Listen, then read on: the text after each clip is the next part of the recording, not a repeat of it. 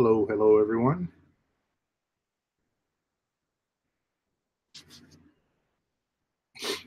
Can you guys see me?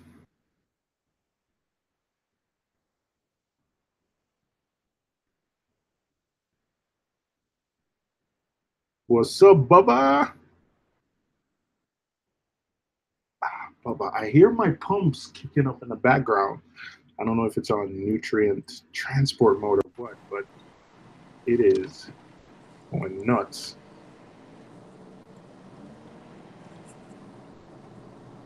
What's up? What's up, Mr. Greg? How you doing, O? I am good. Good, good.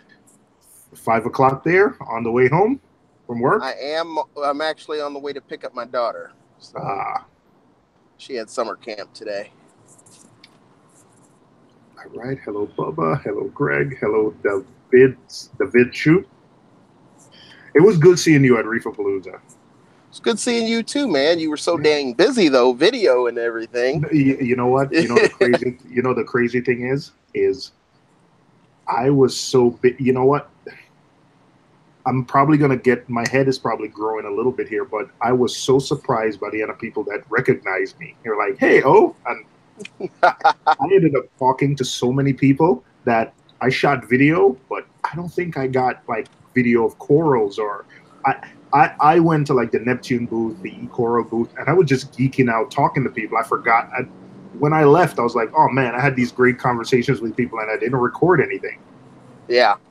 No, I hear you. I couldn't believe how many people were like telling me, oh, thanks for coming on those streams and things like that. And I'm like, okay, I just thought this was kind of normal. I mean, because I've only been doing it for a couple of months, you know. It's not like I have my own real channel or anything. So, but I got a lot of good feedback about my talk. So I was happy, very, very happy to hear that. So I think DC Reaver and I sat down in it, and you know, I think the information, the way it was broken down, made it easy to understand. And you know, it also had me think that sometimes, you know, we get so. I do SEO for a living, and most of my job is actually like breaking down what people search for into, you know, matching up what a consumer is looking for versus what the manufacturer is selling. And sometimes we forget that we use all these industry terms, and you know, sometimes newcomers or people who are not, you know, like into it, they just want simple, easy to understand information, and we're just, you know, there with our you know, the words we know, and we use in all this insider language, and people, you know, people don't know what we're talking about. So I think that we sat there and we're like, okay, like this is stuff we all need to know, and thank you for kind of presenting it in that way. Yeah, I need to find a way to trim it down though, because it was too long. That talk should not have taken that long. So that was one thing I will change in the future. Well, I mean, that's your talk, so but yeah. I enjoyed it. I enjoyed it. Well, DC Reefer and I were in the back. Yeah, we definitely enjoyed it. Good. We definitely enjoyed. Lisa, is anyone else a Wimbledon fan? To be honest, I'm not a big. I just watched the 4 major tournaments. If that's considered like a tennis or a Wimbledon fan, then I just watch the majors. And yes, I don't watch tennis at all. I started watching tennis for the Williams sisters, and I've even when they're not in the big games, I do watch. Gotcha. I do watch. I don't have. It's been a while since I streamed. Just to set this up, it's been a while since I streamed. It's been a few weeks, just work, and you know, I think this hobby goes through a cycle where in the summer, I don't know what it is. It just makes it hard. Maybe it's because, you know, we have light here in New York. You know, we have cold winters, so it's just time to go out, hang out with the family, or you just get that lazy feeling. See, usually at this time when I'm streaming, it's already dark, and you know, you have you're inside. It's already dark by about 4:30, 5 o'clock in the dead of winter.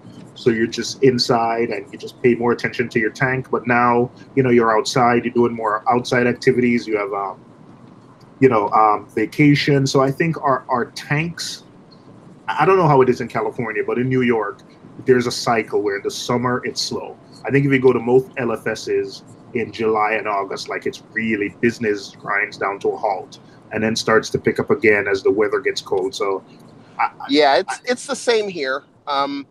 September is when it picks back up. July and August is when everyone's tanks crash, and in August you see everyone's stuff for sale on the board, so you can get some good deals then. But I mean, we just had a brutal weekend. It was 115 here and in Orange County, and it's not supposed to get that hot, but it was horrible. One of my good friends, his tank got up to somewhere around 87 degrees. He didn't lose anything, but it definitely scared him. Wow, this winter, this summer hasn't been that. Hey, what's up, Blue Carbon? How are you doing? Hey, Reef Keeper, how you doing? This summer hasn't been that bad. Like I just went outside and it was 76 degrees here in New York City, which isn't, just contrast that to Sunday. I'm heading to Memphis for a week of work. And back in June when I was there, it was 95 degrees, 105 heat index every day already. And here we seem to be having, I put, those little form factor Tunzi Aquawind fans. I have 2 of those on my tank now, and I have to say that because in the summer I have to use a chiller to keep my apartment is warm, so I have to use a chiller to keep my tank at a normalish temperature. And I have to say that even though evaporation is crazy, I have to say that the 2 Tunzi Aquawind fans are keeping the tank, around 81-ish, which is not bad. I think. No, fans are very, very effective as long as your humidity is not too high. Yeah, they've been doing a good job, so I'm happy. I am still going to hook up the chiller. However, it's one of those things. I think in the last video I made a couple weeks ago, I'm just, you don't want to hook up a chiller or hook up a new device and then leave out of town a few days later. So I'm dreading that. Scary. Yeah, I already kind of hooked up. I'm already trying to dial in. Like I just put in, I'm switching now to half Triton, half Kalkwasser, and I'm already trying to dial that in. So I don't want to, I don't want to, kind of switch 2 things at one time. I have to dial in 2 devices. So. Yeah, definitely better to be safe than sorry. All these problems always happen when you're not home. So. Lesson learned. Hey, Nano Joe. How you doing, Nano Joe? I left some links up above if anybody wants to jump in. I don't have a specific topic. We can just talk about how everyone tanks are doing and how we are possibly preparing to go on vacation. Those of us that are, going on vacation. Nano Joe, Blue Carbon Reefing, Diacanthus. I can never get your name. I'm sorry. Diacanthus Reef. Is it just me, or has this week just crawled by? To me, it's I don't know. I've been working a lot of hours, so maybe it's crawled by, but I think it's because of work. Hey, Dave. What's up, Dave? How you doing, Dave? You want to jump in? I think Greg is picking up his daughter, so he's on mute. Nano Joe said he just got home, his butt got whooped. Yeah. Yeah. How is my tank doing? Okay. It's, yeah. Okay. I think, I don't know. High phosphates, no algae, but I think high phosphates and low pH I think that's affecting the tank. Let me look at my controller. I think I'm having 2 main issues with the tank now, which is the high phosphates and the low pH. And I prioritized fixing the high phosphates over the pH. But over the last couple of days, couple of weeks, it's been dropping to about 7.5 at night, and that scared the heck out of me. So last night Oh, I don't. You should be scared of it. Don't chase a number. It's how the corals look. You're telling me that if my pH gets to 7.5 at night, I shouldn't be worried? That's not in where they're almost ready to. I'm not saying that. I'm saying, how do the corals look? Because you could be chasing a false number.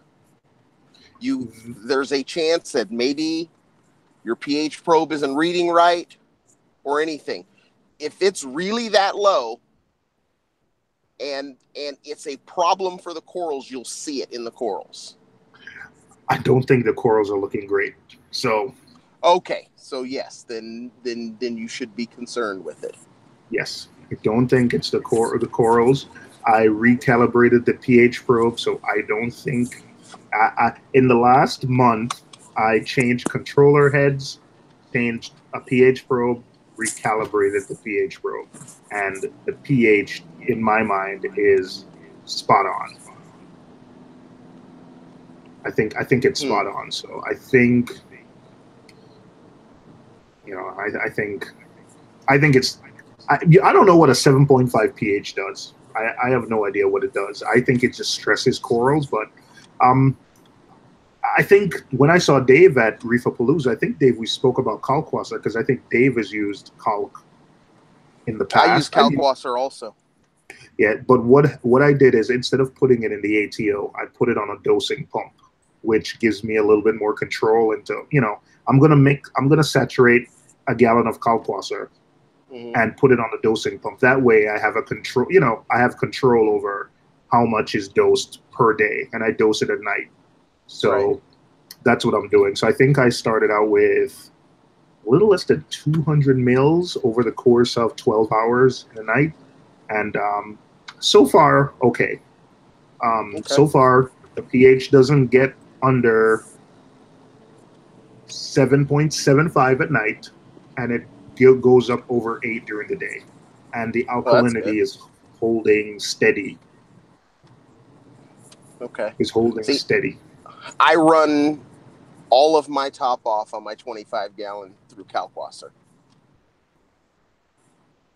100%. So you can dose an awful lot of kalkwasser as long as you're consuming the alkalinity. Okay. So I have SPS in there, so they'll SPS and LPS, so they'll definitely consume it. But I don't find the need to dose my 2-part at all. Water changes take care of the other parameters?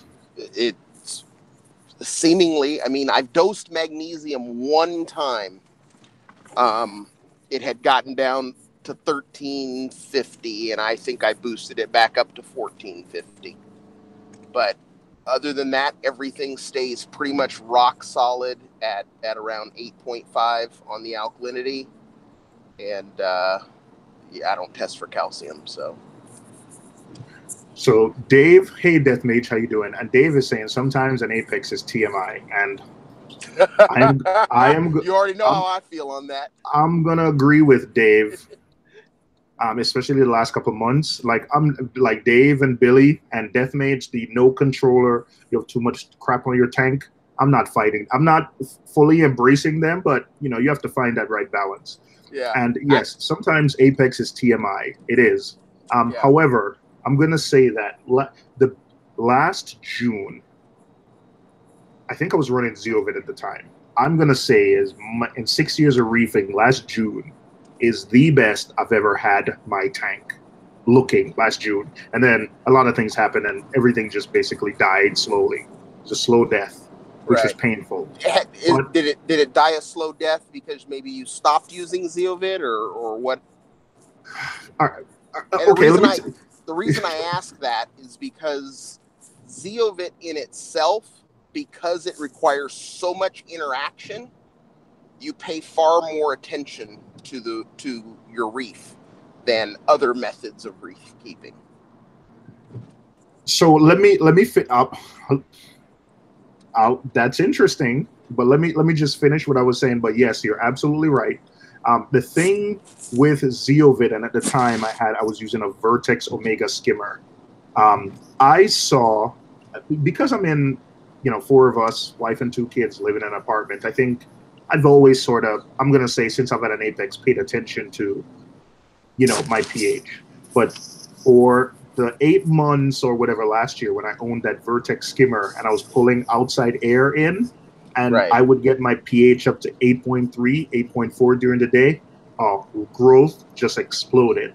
So I saw a correlation between having a higher pH and how much alkalinity, calcium, and the growth rate of your coral. So I think that's why I'm sort of, I know the word is chasing. I'm trying to find another word to use, but that's why I'm sort of chasing that, because at that Right. time, it wasn't something I did to just it's not something I did where I was chasing at that time. It just so I had the skimmer. I saw the BRS series that says, hey, pull in outside air. And I ran something through my window and pulled in outside air, and I saw a difference. Like the next day, my tank started Right. using like 6 mils and 7 mils more of alcohol, and it just exploded from there. So that's why I'm sort of really interested. I know I'm okay with the tank looks fine, but I know that when I had my pH up over 8, 8.1, 8.2, I saw way more growth. So that's why I'm sort of chasing. And Dave is making fun of me saying that NYC air can grow some coral. So yes. But back to your point about Zeovit. Yes, I absolutely. So Zeovit, being that involved in Zeovit, is a blessing and a curse. So yes, you have to pump the reactor. There's a bunch of things you have to dose every day. I was in the Zeovit regimen, like fully. I was full in. I was all in Zeovit. And yes, it kept you in touch with the tank. I just knew that some of the stuff you could put on a dosing pump, others you couldn't. I tried, and the stuff would grow bacteria in the bottles. But you just knew long term, I wouldn't be able to keep that up, like spending so much time with the tank. And then I started like going out of town for a week at a time, and I had my wife, like, I think this is a true story. Like, I had my wife dose like the Zeovit stuff, and I said, hey, dose the Zeo stuff in the blue bottles. And when she came back, like, it was obvious to me that, some stuff was not dosed properly. And I said, what did you do? She said, oh yeah, dose the blue bottles, the Zeo stuff that you said to dose. And that's when my heart sank, and I picked up the Zeo stuff off the window, and I was like, oh yeah, it's Zeo back, Zeo food, Zeo start. They're all Zeo something. So, yeah. Yeah, so, long term, and I know people recommended that reactor that can shake itself, and long term, Zeovit wasn't going to fit my lifestyle or what I was trying to do. It's just, it was just too heavily involved. So I decided to, what I should have done. I went the opposite, which I went Triton, which was nuts. And also the mistake I made is I took out all my Zeovit stuff one day and started Triton the next. And yes, Bubba's right when he said Zeo broke, because I calculated the cost of Zeovit for that first year. It was over $1,000 between the reactor, the zeolite rocks. Zeovit is expensive. Yeah. It's not a cheap method. It is. Between the I got cheap. I got a Skims reactor, which was a bad idea. I should have gotten like something more, better, because it broke and it was hard to pump. So between the zeolite rocks and changing them every 2 months, and the Zeo stuff, which is expensive, and the tablets, the supplement, like Zeovit is expensive. Right. It's an expensive method. It really is. It's not cheap. So if you're looking for, and you don't have to keep hammering it home, because I'm going to be using Zeovit on the big tank. You are. Yeah, the reactor and everything came with my sump. So yeah, listen, I like it. Pump every day. I think if I had a fish room, I think I would have done Zeovit, where maybe you have that rock where at least you don't have to agitate the rocks manually by yourself every day. and put some of the stuff on a dosing pump if you can, but it was just such an involved process. Yeah. It was just I would like to see, you know, more options for automated Zeo reactors for sure. I just don't know how to get someone to make one. The Avast Marine Zeovit reactor, have you seen it in action? I have.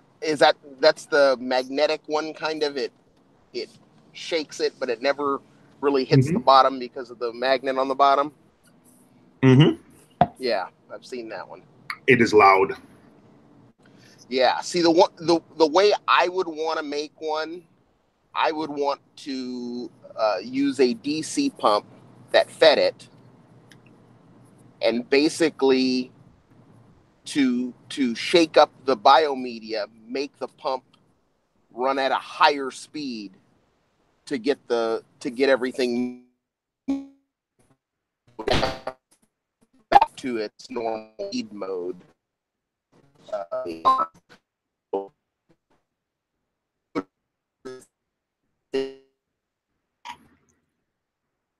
Hey, Greg, I think we lost you, or we're losing you. I think you're going through a dead spot.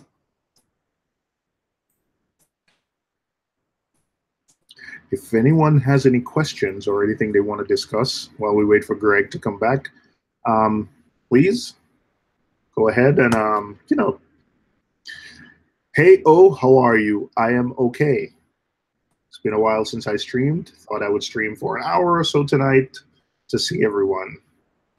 Hey, Ryan, El Gil, all is well. All is well with me, man. Can't complain. Love the summers. Lisa, I have a newbie question. I am a newbie myself, but I will try to answer a question, and I'm pretty sure Dave and everyone else will chime in. So, absolutely. Saint Pinoy, 1984, said, for 2.5 years, I never checked my pH. Yeah. Yep, I think that goes with that comment where Dave said sometimes Apex is TMI. You have all this data, and you just sometimes feel like you have to act on it and you have to do something with it. But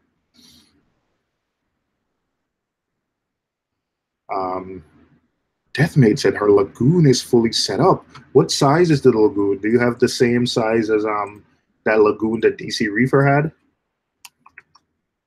Hey, Mage, tell us about the lagoon. You want to come in and tell us about the lagoon? Is that Dave? Hello, Dave. I can't leave my pal hanging. Thank you, man. How you doing? Doing good. Kill this light.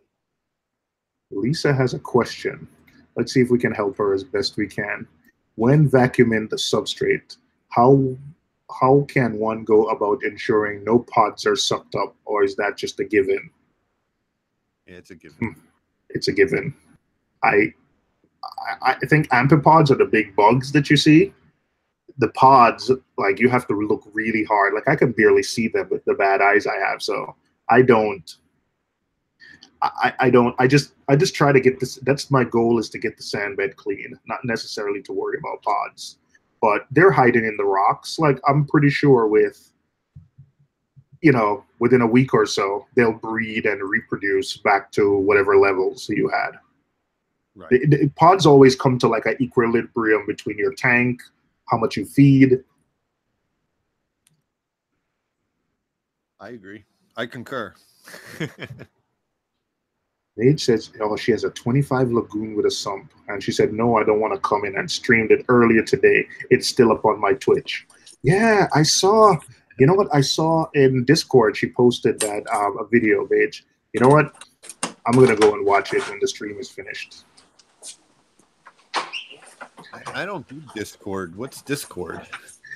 Discord, you know what? Mage I got to say, Mage has been telling us about Discord for a while, but I think gaming channels mostly use Discord. But the way I can say it is just a messaging service, and you can organize it into different. So, for instance, between Mage and Bubba and a couple other reefers here, we've created like a couple of different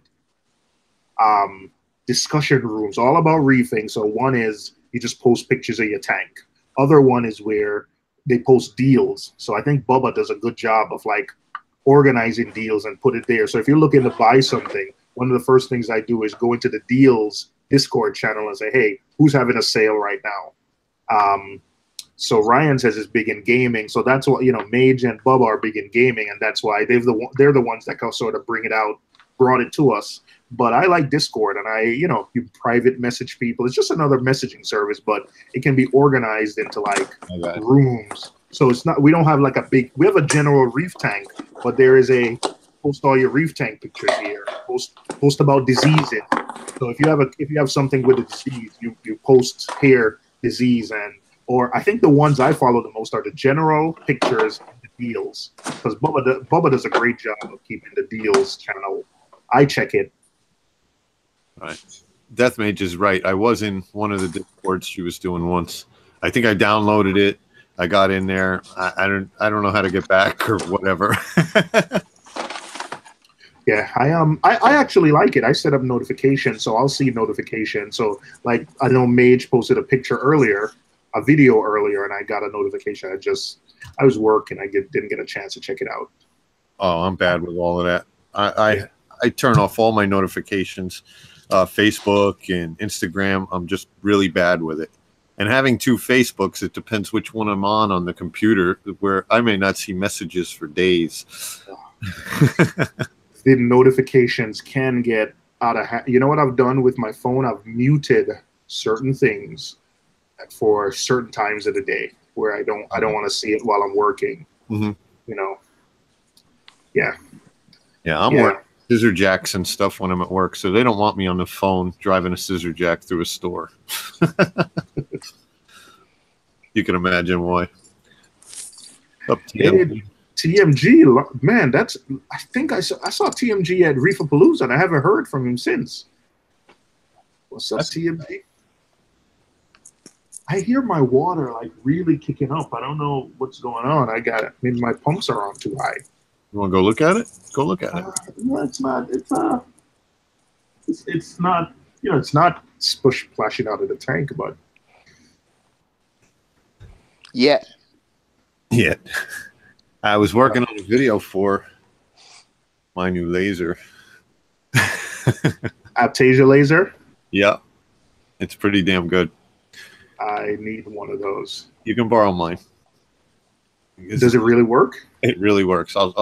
I mean, you can watch the video. I'd like you to watch the video, but I'll definitely lend it to you and you can mess with it. When does the video come out? As soon as I put it out. I mean, I gotta edit it, so all right, probably tomorrow. Aptasia laser. Yeah, I bought a cheap one. They have a kit, like Meliv's Reef showed it in a kit. And, it came in a nice case. It came with batteries, and it came with the goggles. Now, this one was just bare bones. So I thought it came with the goggles because I was reading the comments, and somebody said the goggles came broken. So I was like, oh, okay, it comes with the goggles. I don't need a case. But, I guess the comments or the feedback just gets kind of bundled up on Amazon. So it didn't come with goggles. So I turned it on for 1 second and shut it right off. I was like, no, we got to wait till we get goggles. And so the goggles came today, so I was playing with it. Also, this one doesn't have batteries. It's got a built-in battery, and you charge it by USB. Okay. So that's cool. And then it has another large USB on it, so you can plug the USB cord in backwards and charge your phone. So you can use it as a backup battery, too. Like as a power supply. Not that you'd want to bring this traveling with you. I don't think they'd let you on a plane with that. And you just targeted at the Aptasia? Yep. I see a few pieces popping up. I think I said 2 popping up in the tank. One in the middle of some nice zoas. So I think it's time to take care of it. But I've been, I was telling when I started the stream, it's just, the summer is just that time where, is it me or you just feel lazy during the summer? Yeah. No, it's me too. It's, the air conditioning's on, you're comfortable. You don't want to do anything. All right. I turn around, look at the tank. I'm like, oh, I'll take care of that tomorrow. And then time sneaks up on you. And I had a bunch of things to do. Last time I got back from traveling for work, a month ago, 3 weeks ago, I had a bunch of things to do. And I said, oh, I just got back. I don't want to do it now. And I'm about to leave again, and I still haven't done any of the stuff I said I was going to do. So it's just, you just have that lazy feeling. And then the kids, the kids are home from school. So that makes it hard to do anything. Because when I'm doing anything, I make a mess. Like I take everything out. And, having the kids stepping on stuff and breaking stuff is, I don't know. I'm giving a bunch of excuses just to say I'm lazy, and I've been feeling lazy because it's the summer. Plus, you've been traveling. So, you got that week every once in a while when you're away from home. So you get home, you get back in your comfy spot. And you got to learn to get up and get some stuff done after you get uncomfortable, And when you get back, because it's so hot. Oh, man. That puts designs on the wall. That comes with 5 different tips. That's not the actual. Wow. There's a removable tip. So you could put 5 different ones in there. Man. That thing is powerful. Yeah, if I use it without a tip and aim it at the wall, I'll burn a hole in the wall. I was burning holes in things today. Oh. Yeah, it even makes the concrete floor in my basement smoke. Probably just burning moisture out of it, but yeah, it's pretty wild. But, I was going to take it apart in the video because that's what I do, but the really only thing I could take off is the lens. How much was that, if you don't mind me asking? Oh, it's $58, free shipping. Takes a while because it's from China. From China. All right. Yeah. But if you want to, then you have to buy the goggles. They're under $10. There's a kit for about $80 that comes with this in a box with the goggles. So there'll be links tomorrow. All right. I'll check it out. When you take just the lens off and you turn on see the wide bar behind me? Yeah. I think you could light a reef tank with it. It looks like a T5 bulb on the wall, don't it? Did you measure the par? No, it'll probably burn your par. It'll probably burn your par meter. It might cook my Stenai. No thanks. Yeah. Might cook the core. Ryan Gill is asking how many watts. It says 5 on the description. I don't think it's 5. But if you look at, like, Inappropriate Reefer had one, and I think Mile High Reefer had the same one. I think they were 2.5 watt, and they weren't as good as this. They just didn't do what this can do. And even when Meliv's Reef did his video on it, he said he had the other one, and this one it's definitely worth getting more power. So they listed as 5 watt, but I actually think it's 500 milliwatt, which is half a watt. It's one of those things where it depends how you read it. Greg, you're sideways. I don't know if it's a phone or... Is that bad? Yeah, it's a phone. I'm plugged in is my problem. So all right. Here, there you go. There you go. There we go. I see the blue lights of the reef tank. Can we get a quick tour? Yeah. Sure. Hold on. Yeah, I think your auto rotate is turned off on your phone. Okay. Are we good now? Yeah, up and down is fine. Yeah, up and down is fine. The whole tank fits in there. So here we are. This is my little nano. My little mushroom area is here. Mushrooms and zoanthids and such. And I got some hammer coral up there. I don't know if you can see. Yeah, we can see that's purple. That's green and what is it, purple or blue? Yeah, with the little purple tips. Got a favia up there, and a what's that? Not a Gonapora, but a Alveopora behind it. Little Lobo, brain coral up there. Got a nice little green torch. And then here's all my acans. And then All my SPS is right here on this side. How long have you had the tank up and running? Since beginning of April. Okay. Some more zoanthids. And you're building or planning, you're building a newer, like a bigger tank. You're in the process Correct. of building. Yeah, as soon as the sump gets here, I'll really be in the process. But that is becoming a very long process. But I got my friend on it, so hopefully it gets here soon. Who is who is building the sump for you? Vertex. Vertex. Ooh. Yeah. Oh. So okay. it's if you've ever seen their all-in-one sump that they make, basically mine's a supersized version. That's the one with all the fancy plumbing and everything looks so beautiful in red and white. Correct. They call it the Supra sumps, I think it's called. The Supra, yeah. So okay. The owner of Vertex is a good friend of mine, and they recently moved the company here to the U.S. And I said, hey, I could use a sump. So he's like, okay, well, what size do you need? I'll build it. And that's where we're at. But the problem is getting it here. It's because it's over 4 feet long. We're in a situation where it takes 2 pallets, and that's a lot of space in a container ship, in a container. So they sell so much product with BRS, they keep finding a reason not to send my sump. Okay. So, and Jason's my friend, so I don't harass him too much. It has been frustrating over the last few months, but him being a friend of mine, and then another really close friend of mine actually is the head of operations there. It's been tough, but we're gonna get it, and right. we'll be back, and that tank will mostly be SPS. I've never kept mushrooms and zoos and things like that. I've always kept SPS or LPS. So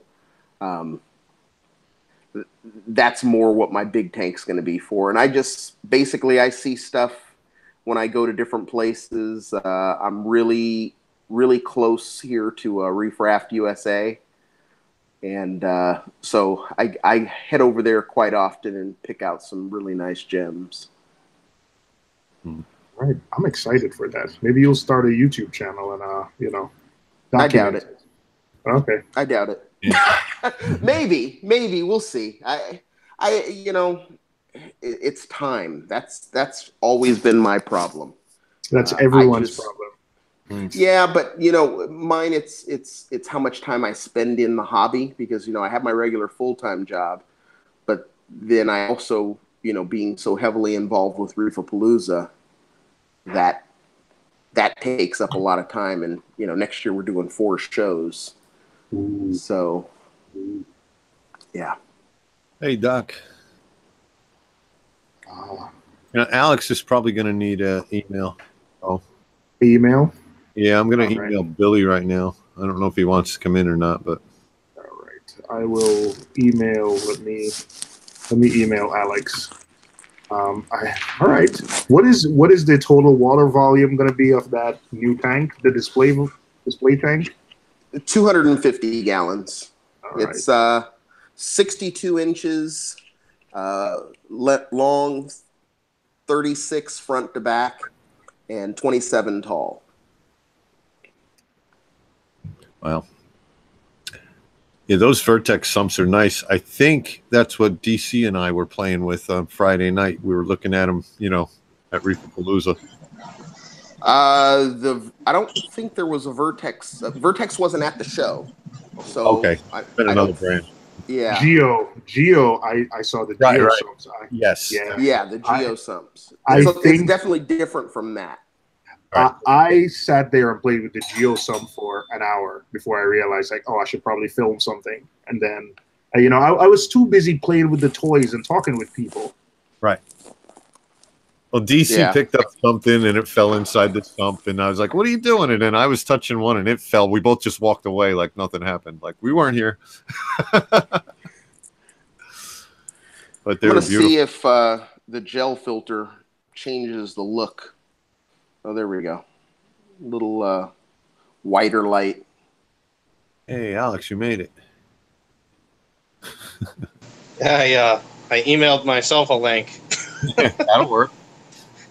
I don't know why it won't open it through YouTube, but if I copy the link on my computer, email it to myself, I can get to the page. So, Yeah, Billy, I emailed you. That doesn't work. You're out. I don't know what else to tell you.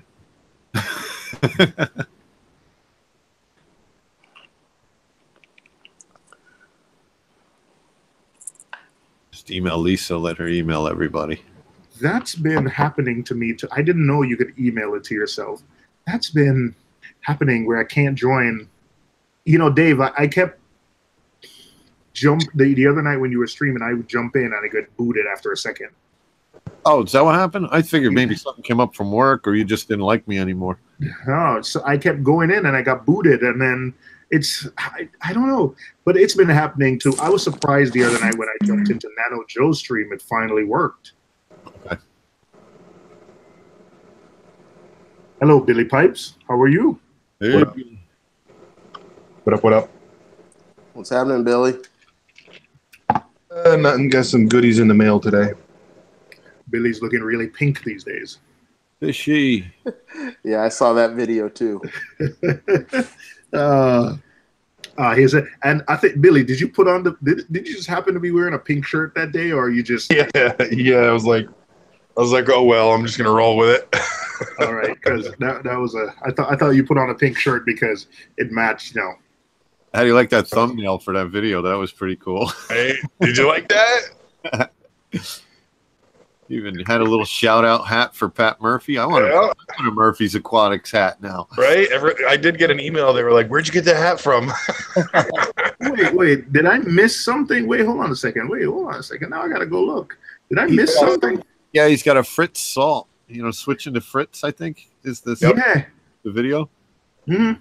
Yeah, I watched the video. Yeah, you commented on the video. Yeah. Oh, I didn't see the hat said Murphy's Aquatics. Oh. I always put something on my thumbnails. Just kind of random. Sometimes I'll put like a little alien emoji, like really tiny in the middle of like one of the caves on the rocks, and it's just a little thing. All right. You know what? You should have like let's see who got it first. Like whoever guesses it first get their comment pin and said something clever gets their comment pin. That'd be fun. That would be your thing. Like always trying to recognize. You know what, Billy? I never looked for it. So now I'm looking at your emojis. Oh, brother. Oh. Hey, you could have at least tagged me when you were talking about Fritz. Right? I pinned you. You did pin me. Billy. Yeah, he does have. You know what, Billy? One of them has the lurking eye emojis. I had a set of those really tiny in one of the cave holes once. One of them, you had a mermaid sitting, and a mermaid and a merman. But oh man, all right, Billy. You know what? I'm gonna start paying attention now. I was talking to Mike on the phone about you, Dave. Oh. Mike, I don't know how to pronounce his last name. Noci. Nochi. Nochi. I don't know who Mike is. Yeah, I don't know who Mike is either. He works at Fritz. He's high up at Fritz. Oh, okay. I only know the sales folk. Is he high up? I didn't know he was high. He called me on his cell phone. Yeah, he's not a salesman.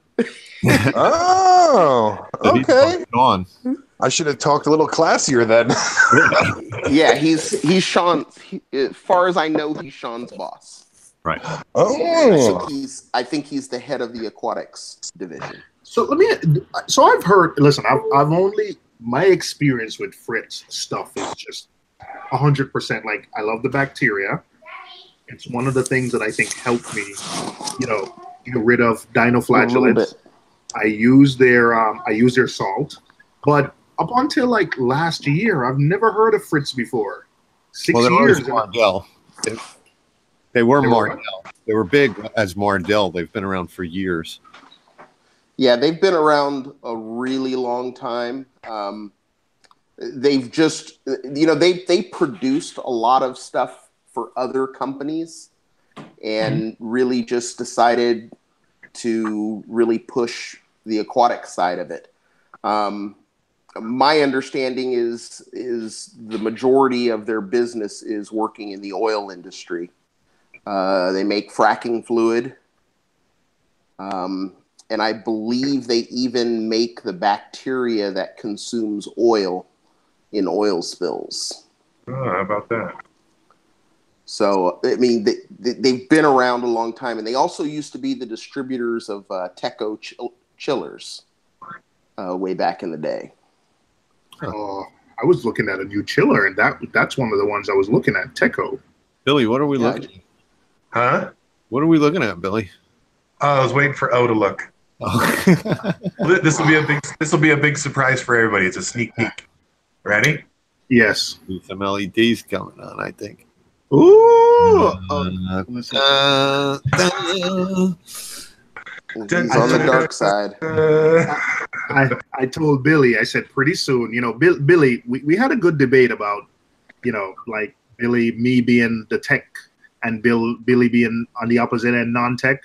Mm-hmm. But Billy is slow. Like, he may not have an Apex controller, but Billy is slowly like adding technology to his tank. He has the alarm that tells him when his skimmer cup is full or his sump is too high. He's added like the heater controller. Now he's adding LEDs. So he's getting there with modern technology. Just not, he's just not. He's using reef crystals anymore. He's really he's using Fritz now. He's really into the 21st century. He just doesn't have an Apex yet, but he's getting there. Who made that sump, Billy? Me. Oh, cool. Looks good. Yeah, that is was it Corian? Yep. Yeah. Greg, I saw that in person. Like, I know, I've seen that in on video. But I went to Billy's house last summer and I saw that in person. And let me tell you, Billy he's OCD. Like, everything is just perfect and clean. One of those Marine Pure balls is in the wrong place, Billy. I know. Well, I got more in the mail today. I want to throw in there. And I mean, if you watch Billy's setup now, the tank he didn't make, but pretty much the cabinet and everything else for his tank, he did it himself. Wow. See, oh man, he had a TDS meteor. So, now Billy, now you might as well get an Apex. Doors, self-closing doors. Red Sea doesn't even have those. Yeah. Oh, well, I guess while I got O on the stream, I can show him a sneak peek what I got going on in the basement. Technology creep is real. I'm sorry, guys. I haven't been paying attention to the chat. I'm just a bad host. Did Dave just say Billy Pipe's balls are in the wrong? Oh, yeah. Sorry. I got caught with that one. Now you're going to read the chat. Ooh, Billy, that looks nice. What's that, Billy? I know what that is. Hey, Billy, what's that? It looks like a stand almost. Yeah. Ooh. Yeah, I think it's for an anemone tank. Ooh. There's your holes. Oh, See, I messed up, and it's going to irritate me. Oh, but see how these are this far away? Well, I forgot to measure out, so these are really close on this side, but whatever. They're level. Is the show they're still level. Yeah. Oh yeah. Oh yeah. Oh yeah. I think. Let me check actually. Adjustable shelves, bro. Billy, who's that for, man? This guy, he's like 6'7". He's not that tall. Don't get them started over that. We don't want to have to do that again. We know who's taller. Like, Greg, you saw both of us at Reef-A-Palooza. We're not going to say it, but we know who's taller. So I can't say who's taller because I'm so short. To me, I'm just looking up at the sky, so it really doesn't matter. There you go. Hey, Billy. Well, that What looks is that, crooked. Billy? A Meldium. Billy's building like an enemy tank for someone, and that tank is going to go right next to their, a Red Sea tank that they have, and it's going to look awesome. How do you know all this? I just talk to people. Insider info. Ooh, what is that? It's like an in and out overflow system that like also pulses and. That's not one of those kinky toys, is it? No. In and out. Hey, this is my street. We're not gonna get back. Ooh, in and out. Yeah. Look at that. Oh. That is so cool. Like it's almost as if you may not even need a power head for this new tank, right? Did Julian have one of those on the one tank he had there? Yes, he did. Yeah, they that's been in Europe for a while, but Two Little Fishies distributes them in the U.S. Right. I saw it on his one mangrove tank. It was cool. Yeah. I have to say, I don't see why those don't sell more than they do. Yeah, I never heard of them before until they were at my front door, and I was like, oh, all right. Yeah. These are pretty simple. I would absolutely chose to go with something like that on my big tank. I mean, you know what, Greg? I learned about that from Woody's Reef, like one of the UK guys. I don't know. I think in terms of just using things that are elegant and more function, look where form fits function. I think European guys are way ahead of us in that regard. Because, yes, when I first spoke about an overflow box, he said, "Why would you go ahead and do that?" And he gave me two options.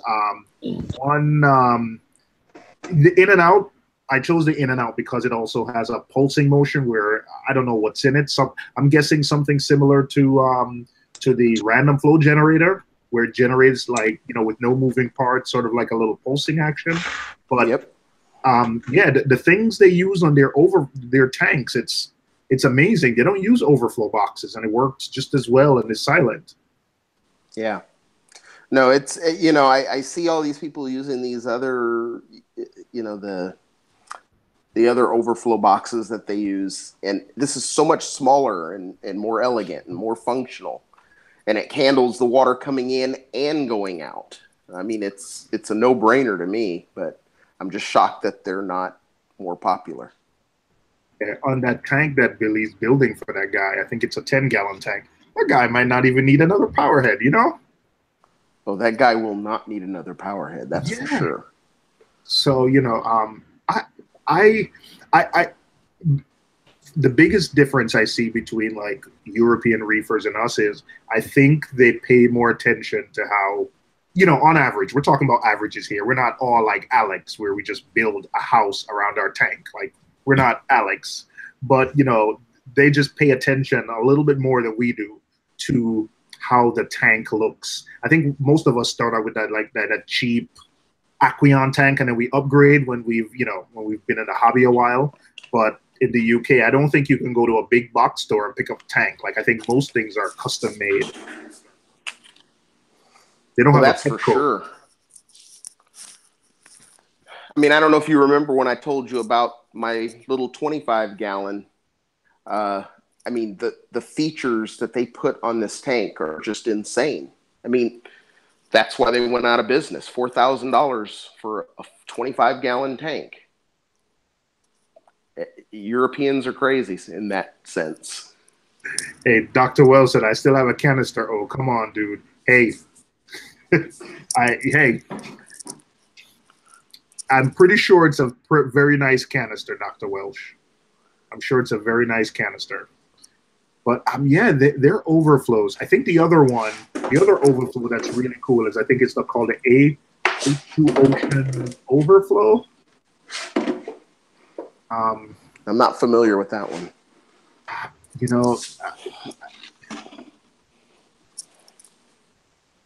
Ocean Life, sorry, the Ocean Life Overflow. Let me see if I can find an image, and let me present my screen share location window. And I am sharing my screen if you want to look at it. And basically, it's really simple.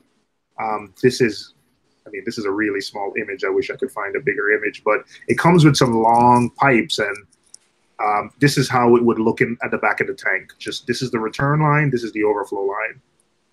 Wow. It seems very similar to the in-out, just it's separate. Mm-hmm. And then what happens is, you can, if you have a bigger tank, you have two of these where you put one a little bit higher than the other. And, one you put a valve on that you tune as the siphon. And then, so in fact, you can run they're just so cool looking. If you're having like a 40 breeder or a smaller tank, just having one of these. And from everyone who I've spoken to, it's silent. It's not going to be as dead silent as, let's say, a Herbie overflow, but it's silent. I think over time, as like slime builds up, it's silent. It goes dead silent. So this is really cool. So my options was this versus the in and out, and I chose the in and out. What did you choose the in and out for? Because it has that pulsing action, for the return. No, what tank are you putting the in and out on? Gotcha.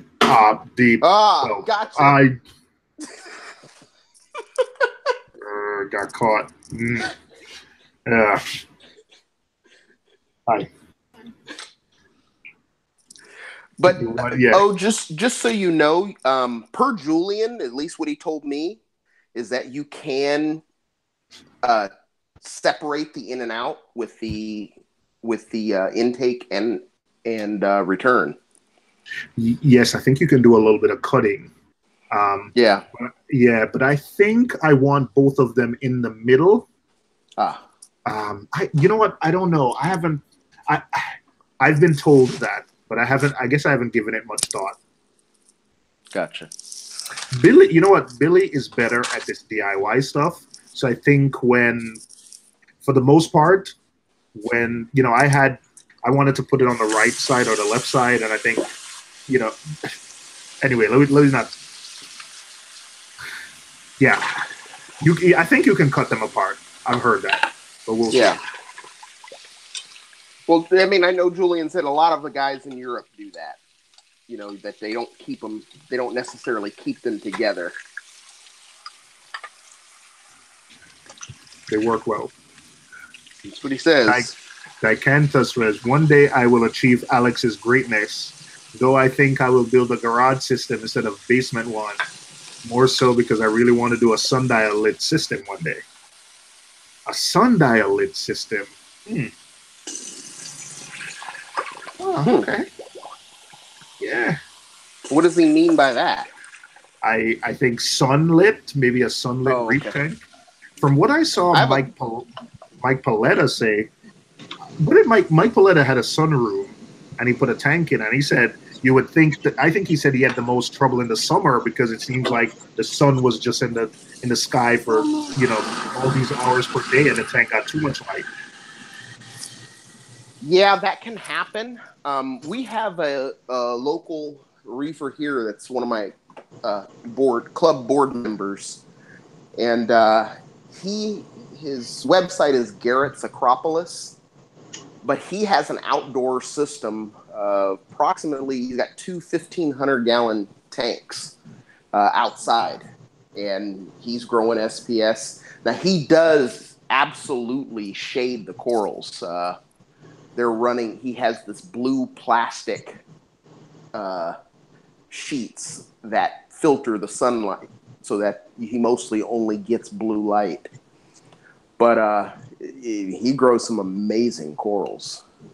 I think I've seen some videos for this online already. I don't think he has a channel per se. No, he doesn't have a channel. But I've seen people have been to his place and have shot videos of his system and him describing some of the corals. Because now that I'm on the website, Garrett's Acropolis, I've seen videos of some of these systems and him just describing his system and how wow, okay. Because every time I've seen like a outlit sunlit tank, all the corals look brown and washed out. And they do. They absolutely are brown, except for when he comes to a show and puts those radions on it. And you see that they're not brown. I mean, you're talking a bright white light in comparison to a blue dominant light. And when he puts a radion on it, it's just incredible, the colors. And I can say I don't know anyone who I've ever gone to. When you buy corals from him, when you put them in your tank, they're going to look far better, and they still have room for improvement, which is kind of different than other people that run outdoor systems using natural sunlight, because he filters the light so much to get the PAR levels down to a more reasonable level. Okay. All right. Okay. I think I had a question, but the last sentence you said answered most of my question. Because I was going to say, I think the filtering, because I was going to say under sunlight, like I've always ever seen brown corals, and then when you put them under blue light, they take a few months or a few weeks to color up. But you said it's because of the filtering why Correct. maybe his is different. Okay. Yeah. Because he's using these. It's a blue filter. It's I don't know. The guy's very bright.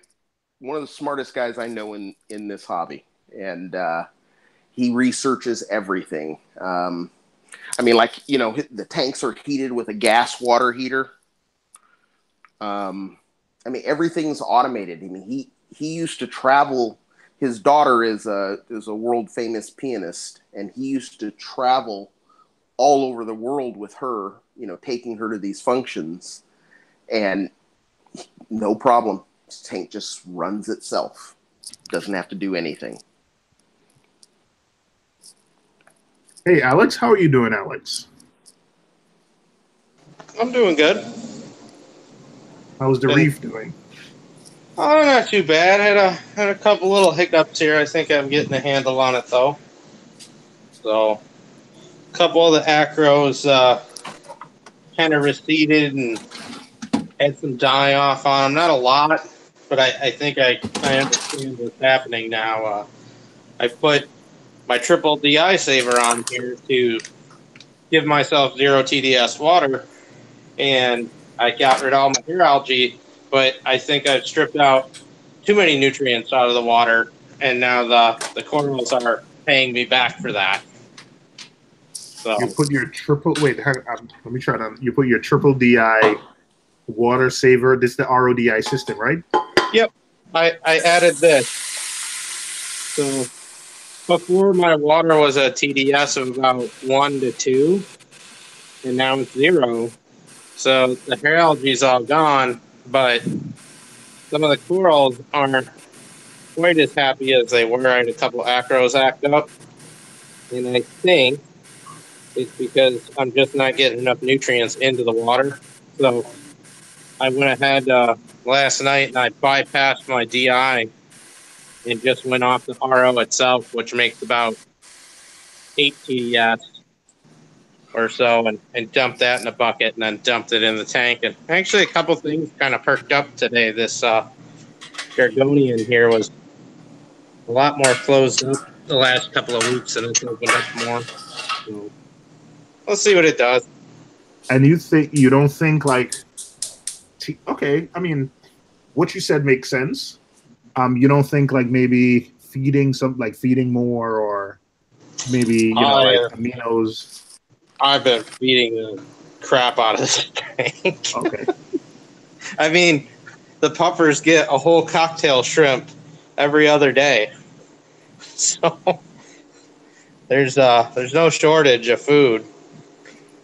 So, but yeah, because my nitrates phosphates are still testing out 0, and the other thing, like you can see, well, other than some algae on the glass, this tank has no hair algae in it anymore. It's gone. Yeah, all the algae is gone. Where are all the fish? Is everyone hiding, bedding down for the night? Yeah, they're probably not so happy because I just tossed the magnet in, and I also just threw a new pump in here too to increase flow. Let's see. Let me back off from them for a second. They'll probably come out. I add this pump and I will now have over 12,300 gallons of water flow in here. And then another 2,500 or so from the return. Yeah, that all the algae is gone. Yeah, it disappeared pretty quickly. And I think what it is that the top off water has just been, it's all zero TDS now. So it took away the food of the algae, but I think it also took away some coral food too. So yeah, a few of them are starting to come out here. My light I was using died. Interesting. Yeah, that tank, that I remember a couple months ago, that had a lot of hair algae. It's all gone now. And I remember you saying, hey, I wasn't worried about it. I'm not going to do anything.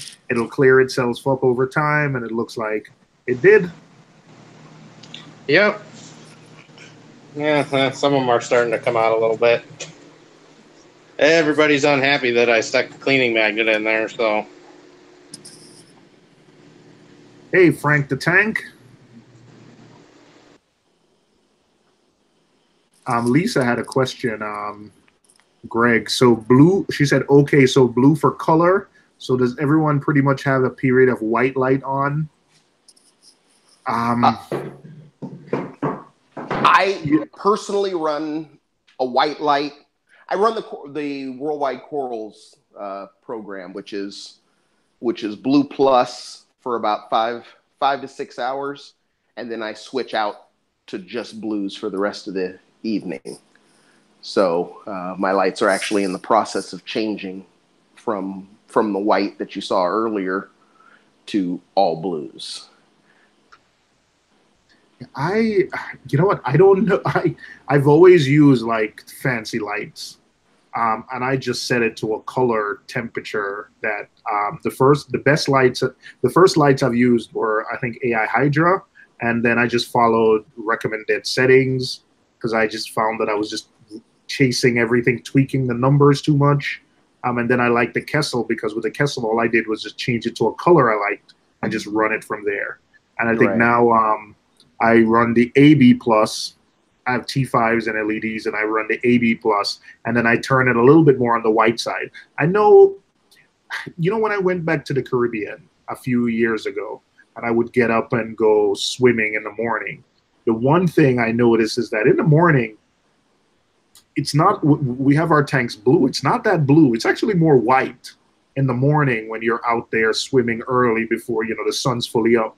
So I tend to run it a little bit more white in the morning, then balanced AB plus, and then it goes to actinic. Now, well, in the evening when you're sitting down and I would more likely to enjoy the tank, I want to see that fluorescence. But I've never run any of those lights where, you have blues and whites. I've always just, let me follow the program. Yeah, I think that's the best way to do it. Those programs are proven programs. You almost can't go wrong. Similar to the Kessel, the way they have that thing set, you can turn the dial any way you want. You really can't go wrong because they've limited you from screwing it up. Yeah. I've also seen halide tanks, though, that, someone says 10K, that look really white, but then everything looks amazing. And then the colors, I think I saw a bubble tip anemone tank that was running, 10K? And geez, those things were like the most intense red colors. Yeah, 10K really brings out red. Yeah. Some Dicanthus. You gotta come in one day and teach me how to pronounce that name because I keep butchering it. It says I like 14K, which I like. I think 14K is a good balance. 20K is way too blue for me, but it helps keep color in my tanks. 10K is definitely my favorite. He said I ran an 8.5K before, and that was nutty for growth, but didn't have any color. You want to know a funny fact? If you're familiar with Sanjay Joshi's tank, he runs 100% all colors, and then when he gets home, he turns the blues down to 50%. Yes, Jake is all. I think the last person who shot his tank, Jake, was making fun of him. You're Yeah. always making fun of him with the whites. He's really interesting because he actually cares far more about the look of the fish than he does the corals. So he spent a lot of money on expensive fish, and he wants to see their colors. And he's not going to compromise on it. But the corals look amazing. So the corals look amazing, but for him, that's a sideshow. ooh. Even though, like, man, do you see the video? Oof. His corals look amazing. Yeah. And then he has a really hands-off approach with it. He puts it in and he says, oh, sometimes they die, sometimes they don't make it. I run intense light, and I don't worry too much. I get a couple of frags. I put one here, one here, one here, and one or two will survive. But yeah, he does that. Yeah, for him, it's the survival of the fittest. He definitely takes that hands-off approach. And I try to do that as well, at least a bit. Yeah, I try, but I don't run my lights that high though. I just bumped them up to like 68%. I'm gonna start bumping them a little more, but I like a little more white in the tank. The AB pluses balance it pretty nice, I think. So I got the AB. Yeah, that looks nice. I'm just running AB plus on the Radions, and then two Blue Plus and Coral Plus, and the Coral Plus really make it pop nice. Coral Plus. I didn't like. This is my first time running T5s. I've been running T5 since last November, and I think my first go around, I got some aqua blue special bulbs were just too white. I didn't like them at all. But now I'm running Blue Plus and one actinic. But I'm seeing the last couple of times I looked at with T5s, they had each had a Coral Plus. And I don't know. I'm now starting to think I like the Coral Plus. Does it bring out a little bit of red? That's what I've heard. Let me try to get a little closer to it. See, it's got a little bit more of a purplish reddish tone. Yeah.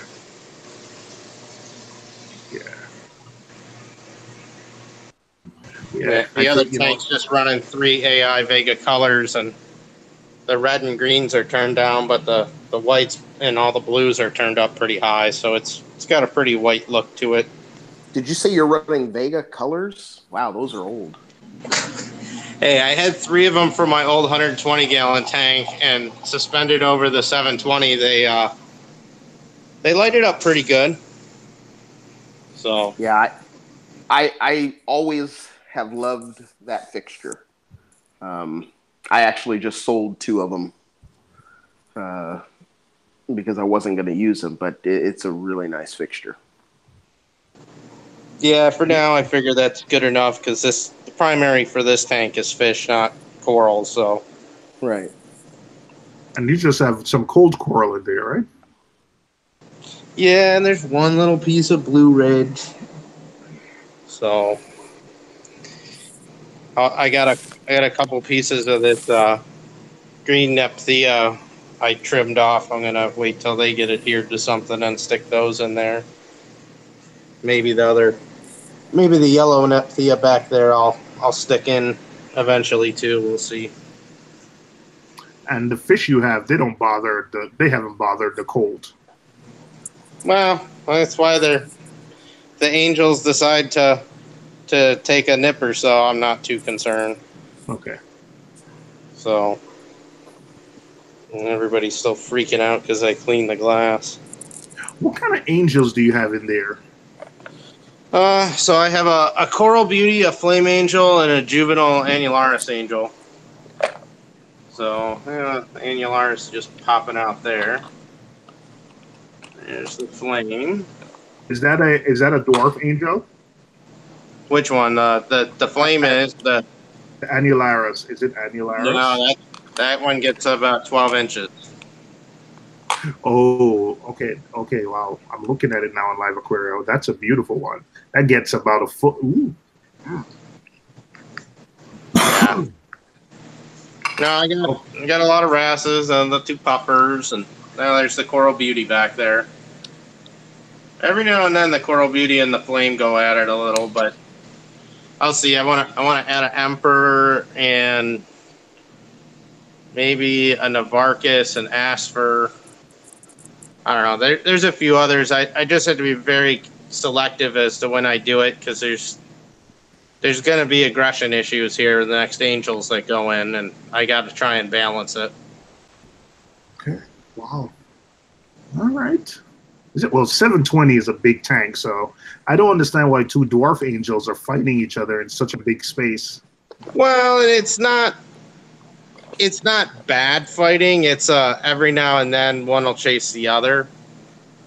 So for the I mean, they don't get fin damage or anything like that. That's usually what I'm looking at. And I mean, even like the 480 here, when I had the purple tang, and then I threw in a yellow, a sailfin, and the Tolmini, and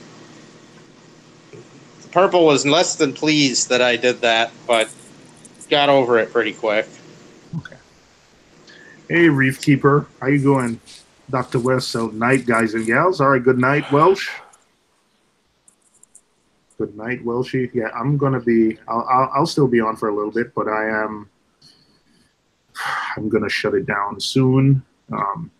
Meldium. Okay, guys, I'm out to get ready for work. Oh, I didn't know you work at night, Meldium.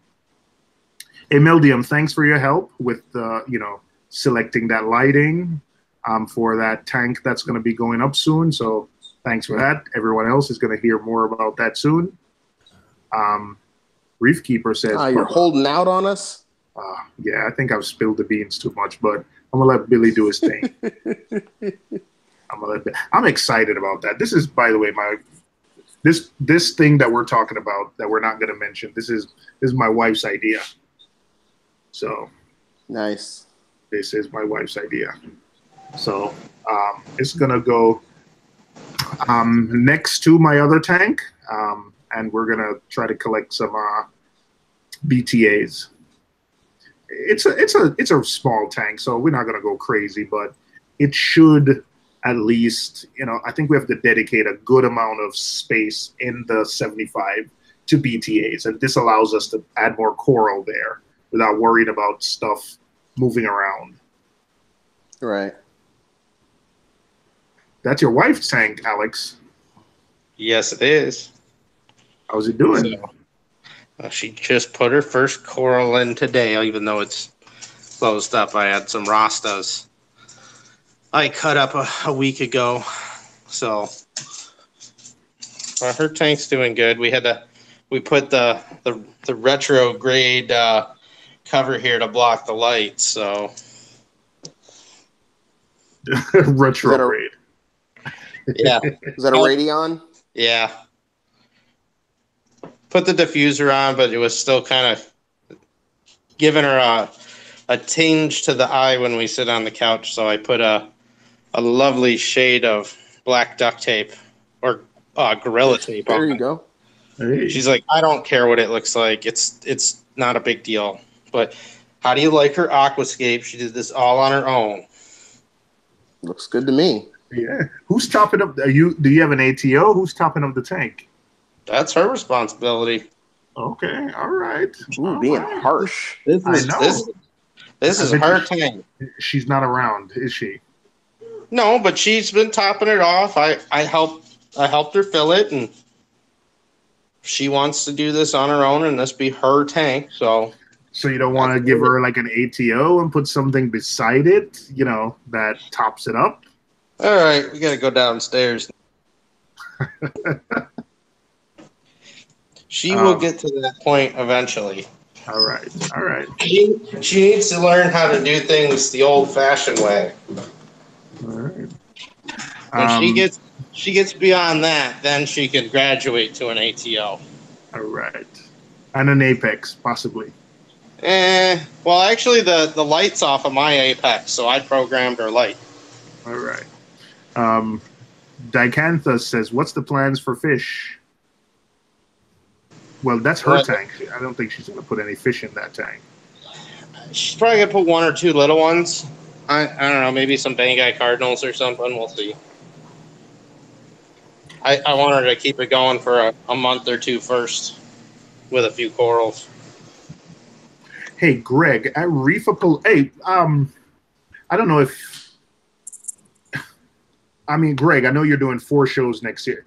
Alex, did you know that Reef-A-Palooza is going to be in Chicago next year? I don't know if we mentioned it to you. I heard that, and I actually was texting you the one day. I was going to ask how it went, because that should be interesting. I'm looking forward to that. I know we got Aquacella in August, so.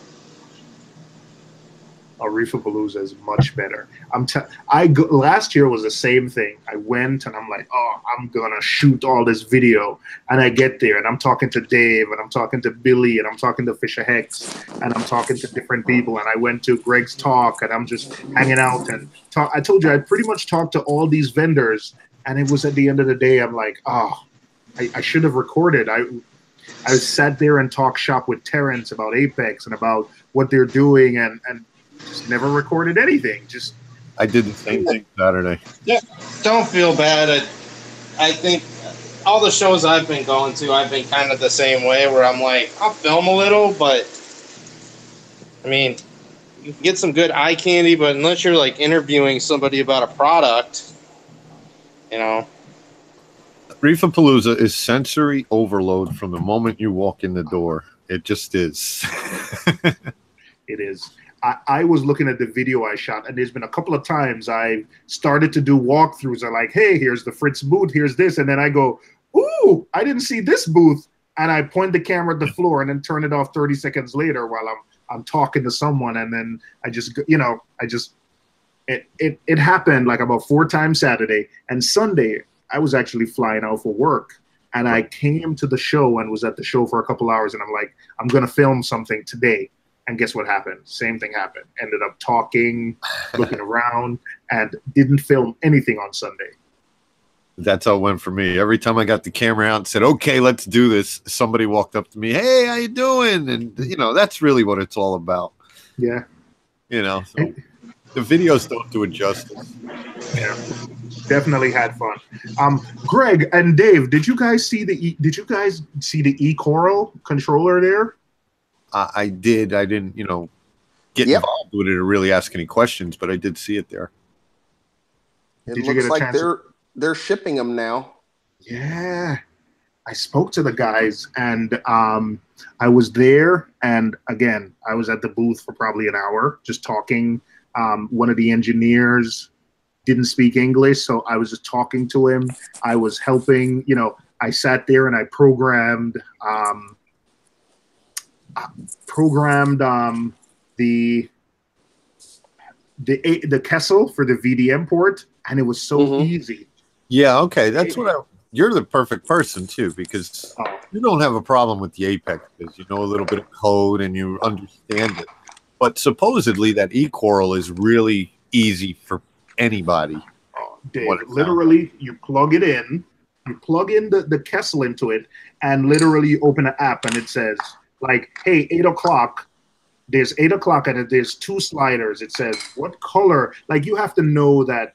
I think the one thing I knew, it made it a little bit easier for me because with Kessel, I know that a 0 to 100 is intensity and 0 is white, 100 is blue.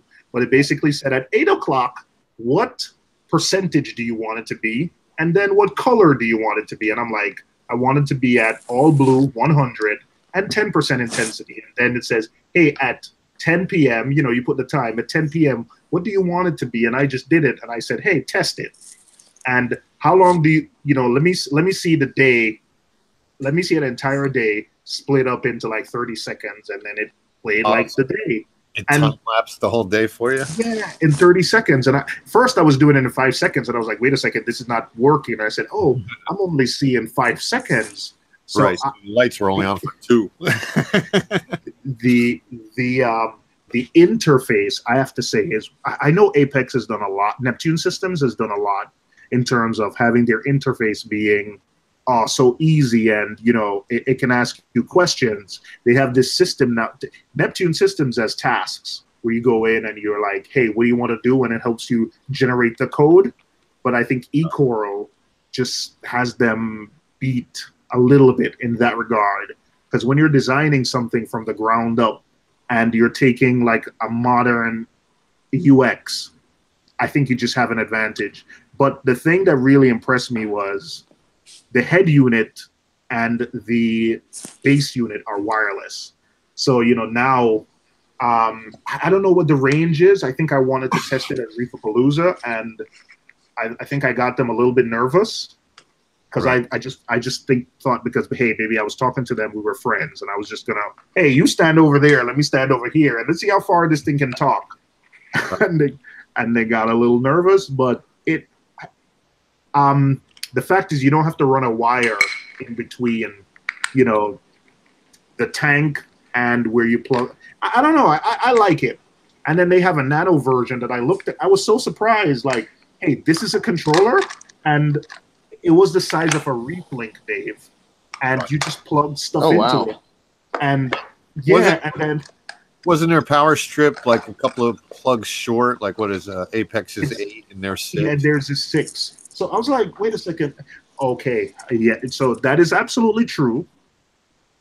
And it's about the same price, if not a little higher, right? It is. It comes with a water level sensor, like an optical, or it's not optical. It does some kind of. So I think it comes with that. I could say it comes with everything you need to set up an ATO. Right. Yeah. Nice. One other thing that really so from talking to Woody and Paul in the UK, from talking to Woody and Paul in the UK. Neptune Systems struggles in the UK. Apex struggles in the UK because they don't get the modern tech that we get. Reef-Spy says the ultrasonic water level sensor. Yes, Reef-Spy. Thank you. Right. Thank you for that. They don't get the tech that we get. Like they have older versions of the power bar. The thing that the eCoral is doing is maybe the reason why their power, like Dave. So the power bars. You know how it has 6 plugs? But you can actually pop them out, Dave, and put different country power things in it. Right. So I saw that. So I don't think they have it for the UK yet. But I think the guy showed me like the Brazil ones and a few, and the German. Like that was awesome. Like they don't need to. I don't know. I don't know the engineering behind it. I don't. You're an electrician, so you probably know. But apparently. Like it's a little bit modular where you can pop out the US plugs and pop in the UK plugs and some of the other, Right. Yeah, that makes a big difference for those guys in the UK. Yep. Can we mute Alex for a little bit? No, Alex is muted. Oh. Well, who's making all the noise? Greg is cooking. That's me. Yeah, exactly. I hear the pots. Sorry. I hear the pots. That's all right. Lisa said, is that the sensor? Yes, the sensor doesn't touch water, and it made me nervous. I was like, hey, it's an ultrasonic sensor. What happens if it fails? Because they basically showed me a demo, and if you put a paper underneath it that blocks it from seeing, it knows the difference between water and like another surface. So if you put a paper there, it starts pumping water. And I'm like, this makes me nervous because suppose something happens, and they said there's fail safes where if it doesn't detect water after 5 minutes or 10 minutes, it stops. So there's backup, Right. I like it. I think the one thing is the price, the fact that it's the same price as the Neptune Systems Apex, but that's the hardest part, in my opinion. I don't know, man. I do this on a budget, and I have my hobbies budgeted, so I don't see myself getting either one, but it is nice to compare them and, talk about them. Yeah, I just think it's a hard sell to go after Neptune from the get-go and try to compete with all the products that they have available. And then you're going to sell yours at the same price and you don't offer a quarter of what they offer. Gotcha. For me, I just think it's a bad idea and a recipe for failure. But I wish them luck. It's sacrilege. The controller business is not easy.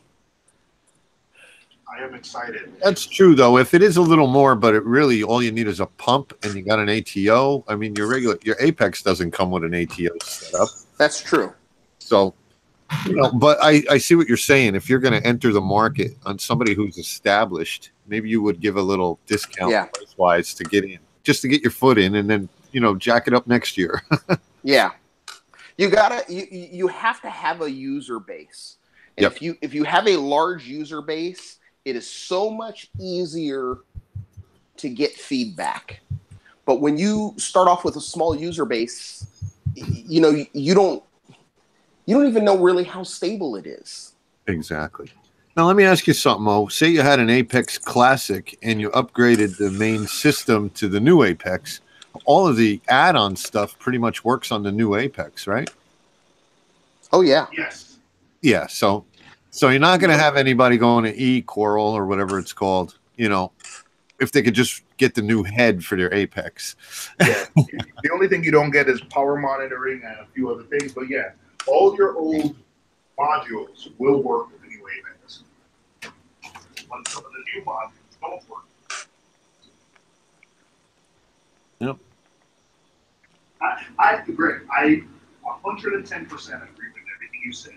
It's the price. When I saw the price, that was the only thing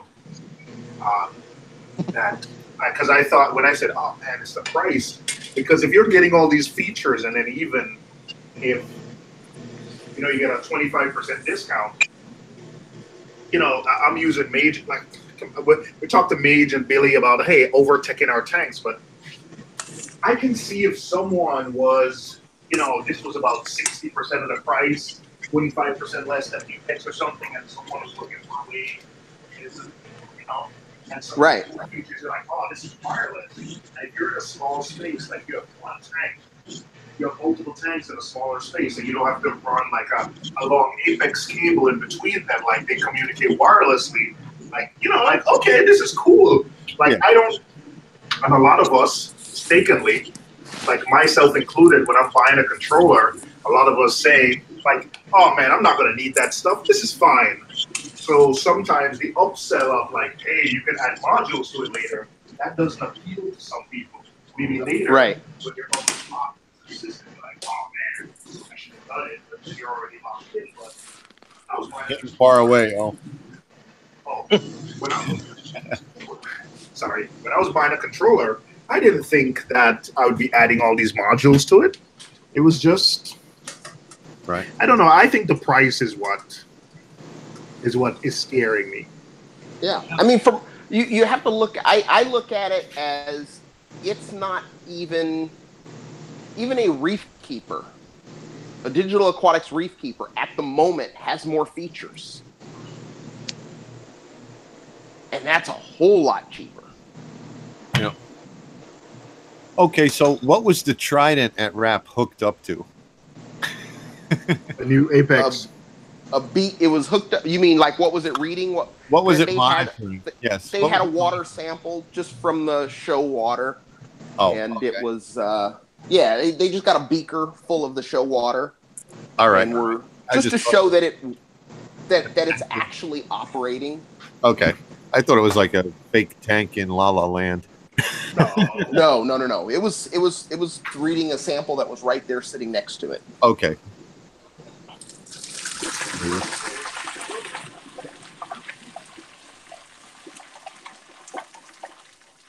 I mean, I personally am a big fan of the Trident, primarily because it's using a technology that we all know and trust. It's a titration. It's no different than your little Hana checkers or whatnot. It should be very reliable. I got you. Yep. And Deathmage, it's not that the price is scary. It's just that it's brand new, and things come for the first year. You don't really trust them. Well, I can tell you, I have a couple of friends here, club members, and they have the KH Guardian, and they're extremely pleased with the KH Guardian. Right. KH Guardian is the one from Coral View? Yes. They are the industrial very... The industrial design on that just says suspect. Oh, I'm sure it works. I'm sure it works. It's just that it looks ugly. It's so small, though. It when you see it in person and you see how small it is, it's not that big. Why haven't I been able? It wasn't at Palooza. I was looking around for it at Palooza. I don't know why they didn't have any there on display. But yeah, it absolutely works. But it's what is it? $1,000? No. Actually, they just lowered the price. I think to $500. What?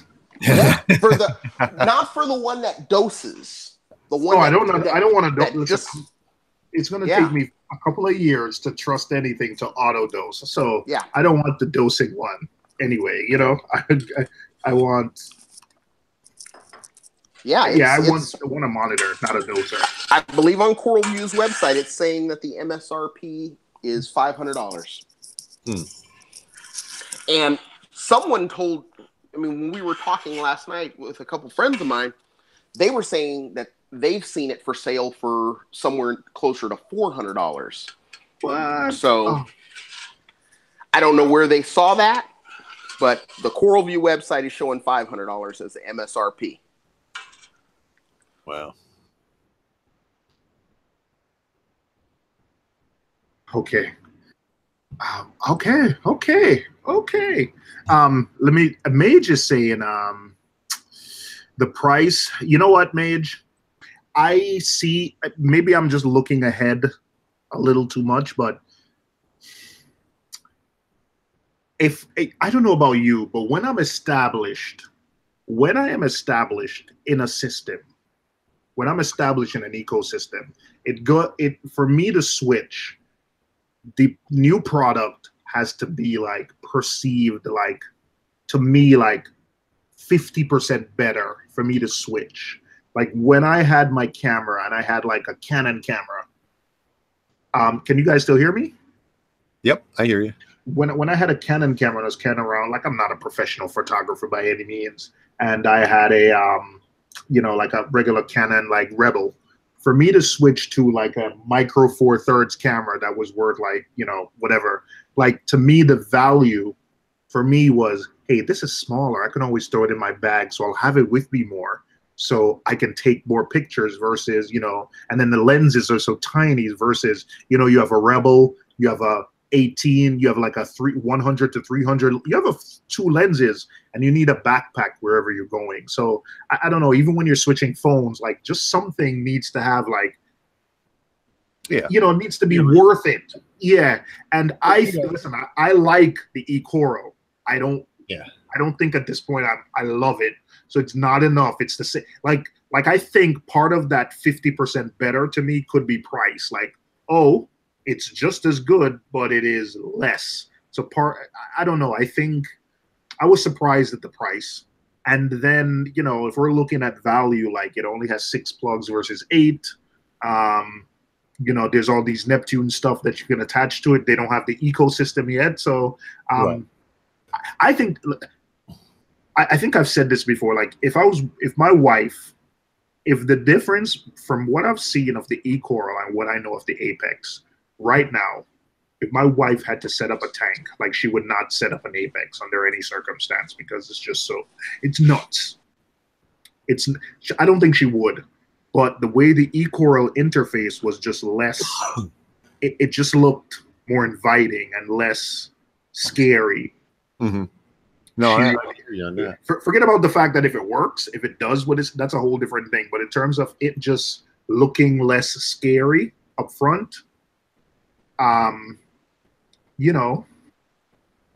Right. Yeah. Now, the other thing is the Apex Classic. If anybody caught that Monday night crazy sale on Dr. Foster's, I think it was $250 for an Apex Classic, $250. Yeah. Biz says he has. Listen, Biz, you don't count, man. He has 17 modules. Hey, Biz, you don't count. Maid says for people with no controller, she see more value in the eCoral. You know what?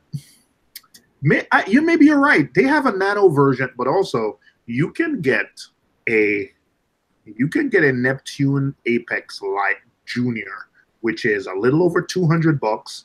Comes with a monitor, comes with a temperature monitor, 4 plugs, and I think you can only attach like 4 modules to it. No, I think in fact they removed that. You can attach like 10 modules or something to it, but it's $200, and you can monitor temp, and you can plug 4 things into it, and it's just literally one power bar. You know how it's just a power bar. Everything comes out of the power bar. So Neptune also has Neptune is not just $800 or nothing. They do have like introductory, step ups that get you into the ecosystem. So, Midge, I want to get my hands. I was practically begging the guys at the show to give me like a demo unit so I can demo it. I mean, I want one of those things. I want one to try it. Right. I want one to try it. I do want one. I don't think I've ever begged for a product before. I begged for an eCoral. I begged. I was desperate. I want one. Now, the fact that it opens apps to help you connect things, do you think that constricts you in any way? Whereas I've seen like you and Brian and a couple of people do some things with the Apex that the average user doesn't even know you can do. So is it more advanced, the Apex? Are you able to go out of the box, I guess, is what I'm trying to say. You know what? I don't know. I didn't ask those questions. You know what? I think the day when Biz and I were on with Billy Pipes, one of the things I think we kind of boiled it down to at the end, one of the things we came out of that discussion was, I think the whole controller thing is, I think sometimes it can be a personality thing where. Oh, definitely. I love technology. Like, listen, man, like I have tech all around me. Google, control my lights. You walk into my apartment, I have sensors. Like you've turned off my entire apartment before, Dave, by telling whatever to turn off. Like that's just, I'm willing to live with, and someone might say, oh, like this doesn't work, so I'm frustrated, but I'm willing to live with little frustrations if I think technology can make my life better. So I'll tech out. Mm-hmm. I actually have to show restraint to not to take anything out like that. That's just my personality. And some people, maybe it's not, they're more cautious, like, hey, Google's watching me, or hey, listen, the one thing is, I'm not trying to, it has some things maybe it needs to work on, but I was impressed talking to those guys. I was impressed by the eCoral. I don't know how it's going to work in a real world environment, but listen, I want one of those things. Yeah. I agree with Biz where I did programming in college. I do a little bit of programming for work. So I don't mind getting in there sometimes and writing code because I think it puts control in my hands. But Death Mage has an idea. You guys go fund me an eCoral, I'll do videos for y'all.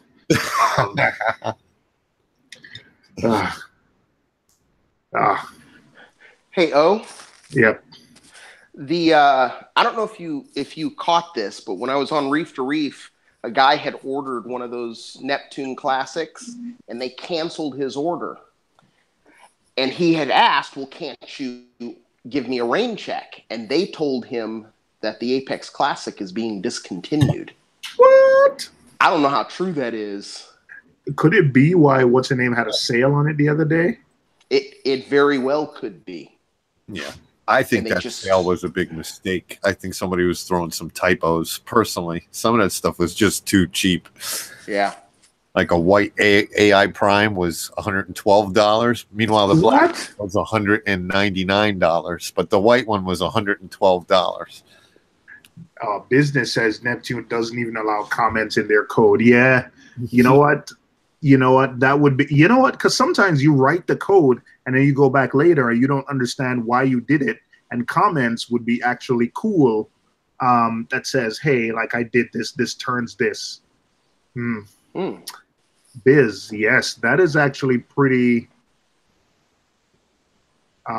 That's actually pretty Pretty true. Yeah, true. Because I've seen some code, and when I've seen some Neptune Apex code, and probably half the time I spend like evaluating what the code does.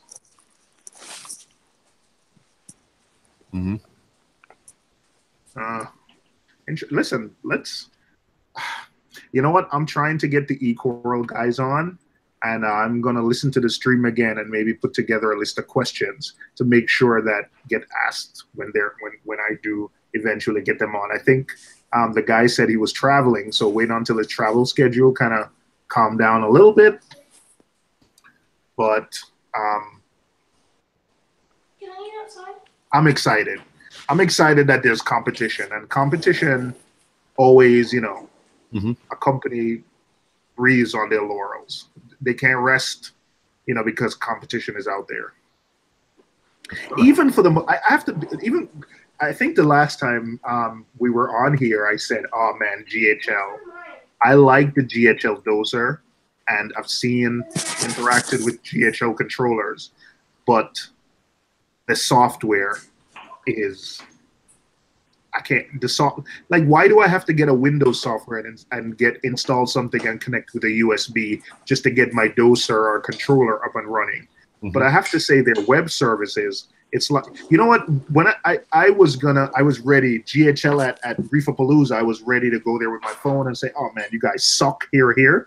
And I literally logged in the morning of Reef-A-Palooza, and I'm like, oh, the app got updated. The web interface is cooler now.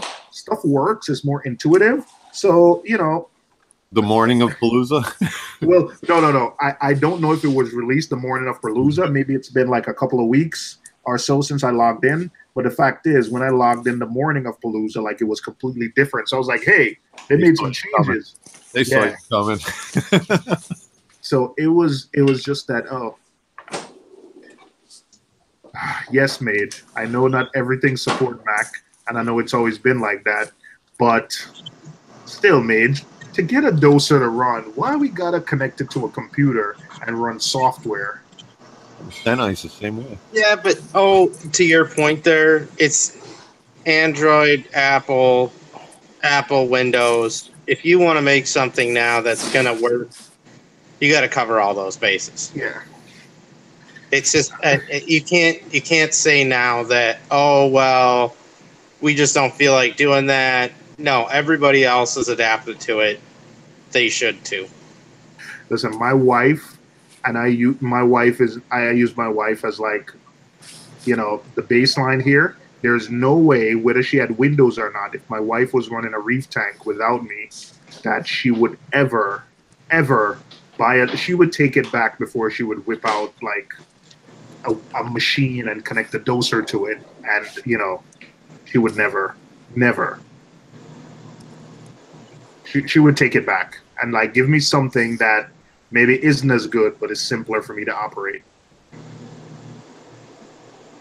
Hey, O. Uh-huh. That's exactly why I have Radeons and not GHL lights. It's funny you say that because I think of Daily Reefing, and he was really hot on those Mitris lights for a bit, and then all of a sudden one day he swapped them all out for Radeons.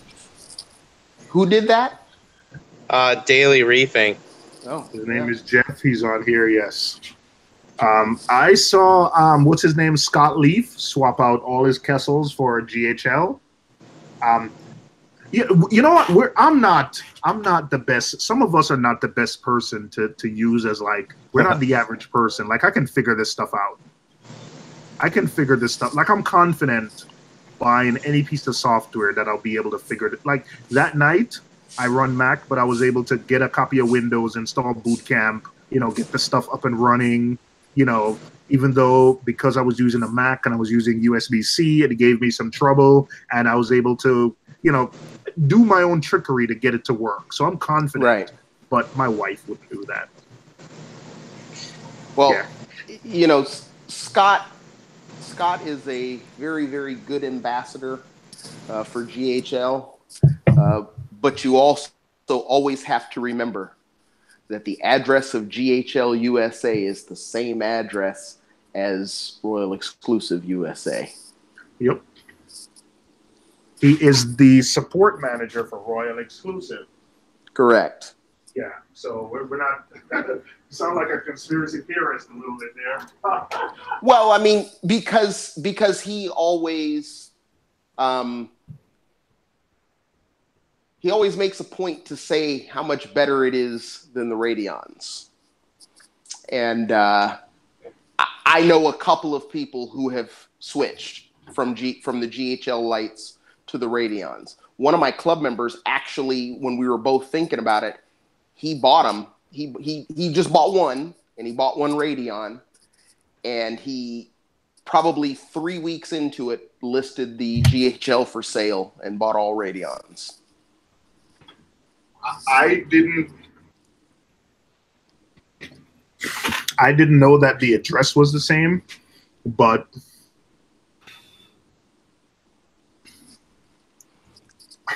The exact same. yeah, I didn't know that the I didn't know that the address was the same, but I just think I don't know. I just thought that when he always says they're so much better, it just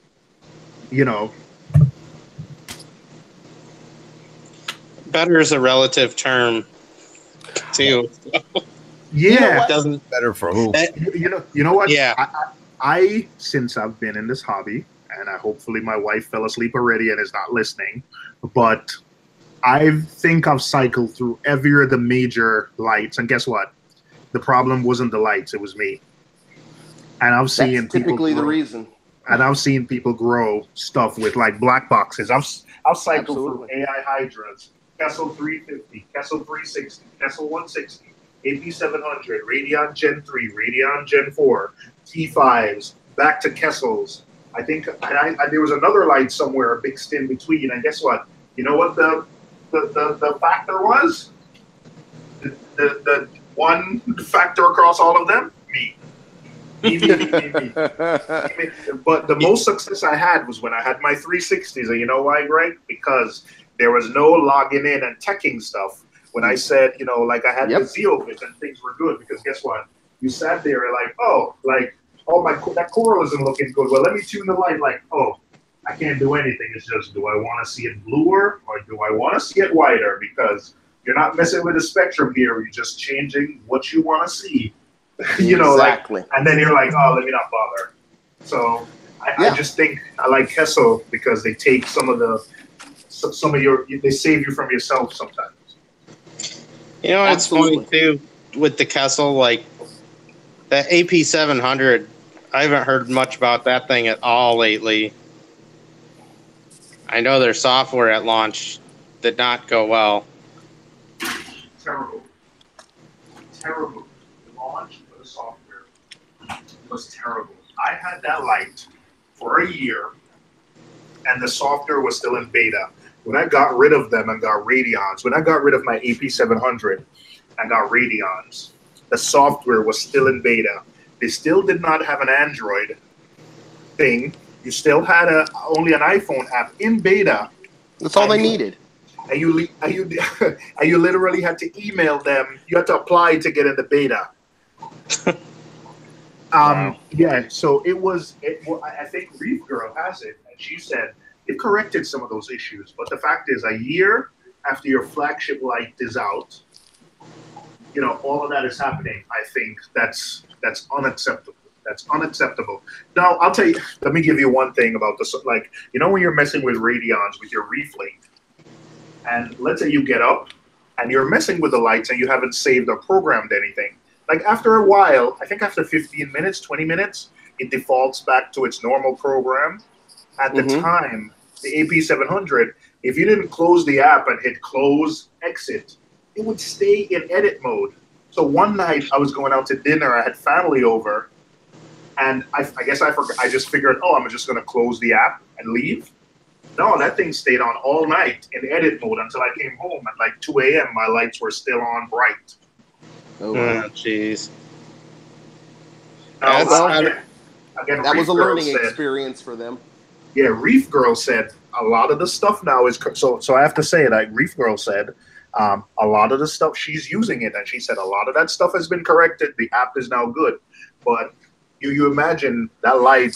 I mean, I got a good deal on it, but that light, the person who I got it from, they paid $900 for it. So can you imagine? You bought a light for $900, and then you can't get the software. You have to email them and beg to be in a beta. You know, that's terrible. The app was iPad only, and the guy who I bought it from, cheap, he didn't have an iPad, so that's why he kind of sold it to me for like dirt cheap, like a quarter of the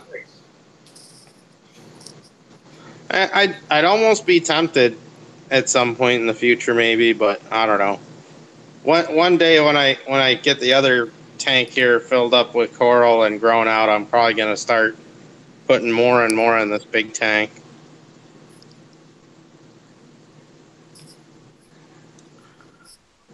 Well, there's a lot of really good lights on the market. I know, that's I spent so much time, and I went from black boxes to metal halides to radions to AI to Kessel. Like, I went back and forth so many times before I finally just said, you know what? I'm gonna get the radions and be done with it, and then put T5s with it. Because I wasn't going to buy a dozen of these things either. That was not an economical choice. And I prefer to go all radions, but I will say, as a cost-saving measure, adding T5s to radions is absolutely a brilliant choice. Wait, yeah. Cost savings? Wait, did you say cost savings? Okay, so the tank's 4 feet wide, so do you think I should have put 3 strips of radions in, or 1 strip and 8 T5s? Oh, you meant cost savings like that. Oh, I thought you meant like electricity savings, because my electric bill over here is like, that's what, sorry, I misunderstood. Yes. Yep. Well, I can say if you've ever been to Worldwide Corals, they do a radion every 2 feet. Yeah. So their 500-gallon tank, their 500-gallon display has 5 radions on it. It's 10 feet long. Their 900-gallon has 12 radions on it, but it's 4 feet front to back. So it's a 12-foot long tank, 4 feet front to back. Yeah, see, I got the 4 feet front to back, so. Yeah, but I mean, they have 2 rows. So how long is your tank? 8 feet. 8 feet. So they would say you would need 8 radions to do your tank. Yeah. That's the way they did it. And it works. I mean, they're 2 feet off the water. That tank is either 30 or 36 inches deep, and they only run at about 60%. Yeah, so I'm not too far off. Figured I got 8 39-watt T5s instead, so. Yeah. But I'm not too far off of that. I thought about adding more, but, this is LPS, so this one's kind of shoved down a little more. And then I kind of compacted up the other ones here because this is more of an SPS area. Right. So. Hey, what's your electric bill?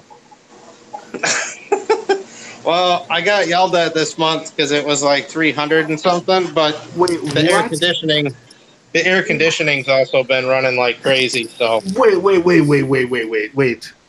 do you pay per kilowatt hour in? Because we pay like 22 or 23 cents. My electric bill in my apartment is $200. So how do you pay 300? Yeah, I think I'm at I think the last time I looked, it was like 6 or 7 cents a kilowatt hour. Don't feel bad. Illinois and you're on the East Coast. I can't say that my taxes are high compared to you. I'm at 22 cents, like 21 or 22 cents per kilowatt hour, man. Yeah, we did that live stream together. It was like $2.25 at the time, and that was before summer. That was the winter electric bill. Oh man, business says his bill was $400. Respy's bill is eight. He's paying 8.5 cents. Oh man.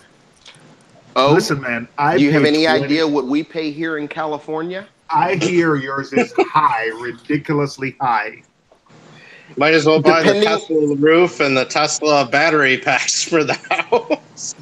I think currently with Southern California Edison, we have 5 tiers, and if you make it to tier 5, I believe you're paying with delivery 53 cents per kilowatt hour. What do you mean tier 5? So you mean the more you use, the more you pay? Absolutely. Yeah. We start at about 18 cents a kilowatt, and every 300 you go like 300 and then it doubles. You know what? So basically, when you get your bill, you know, they tell you like, hey, they say your bill is 118% more than your neighbors, than your average neighbors. I'm like, damn. My wife just hands it to me and like, it's the damn tank. Ned, you're gonna make me see if I can find my electric bill so I can see what it. I don't deal with that. My wife does. Yeah, I get yelled at all the time. That's why I haven't put one of the reasons I haven't put the chiller on yet. Yeah. It's so expensive. You know, people wonder why so many people here in California are running pumps like those Red Dragon 230s and things like that, and they're like, "What? How do they, spend so much money?" You know what? It'll pay for itself rather quickly. Maybe I should get a red. Hey, babes, if you're listening, that's why we should get that Red Dragon pump. It's gonna pay for itself, right? That's right. It'll pay for itself, even at 22 cents. But that's pretty shocking that New York City is that low. And that's low? me talking. That's me talking. No. Yeah. We're like 19. I think it goes up. I think in the summer it's 21 or 22, but in the winter normally it's 19 cents is the base rate. Yeah, we're 18 cents at base, but it quickly elevates. Most people here that have a 120 gallon on up are at least getting to tier 3, tier 4. So when you in the summers, I had a $600 electric bill when I had my 200 gallon. Yeah, it says, oh, yes. So see, new electric prices are 21 cents. So someone is saying there should be deregulated power in Cali. You'll be able to switch providers. So No. Wait, hold on. I was going to say in New York, yes, those people come around and try to get you to switch.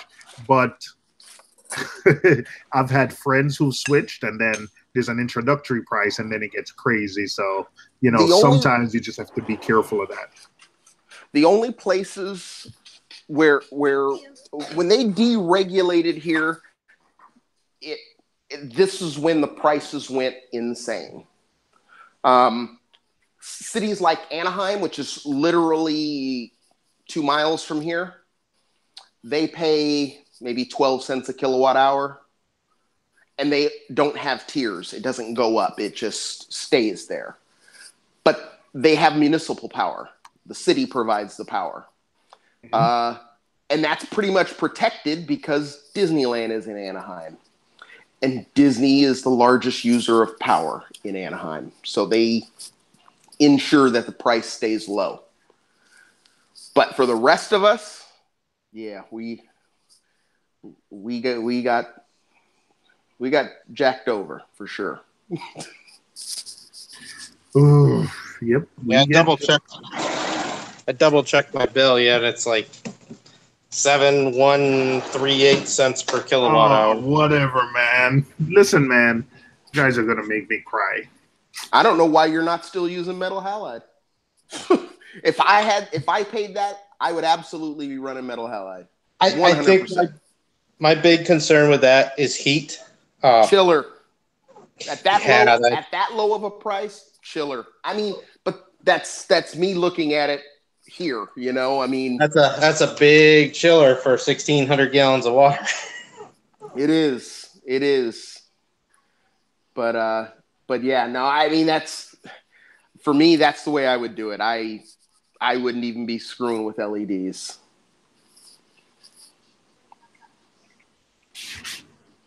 Oh, jeez. Let me see. Where can I get? I want to see my. I know in the summer.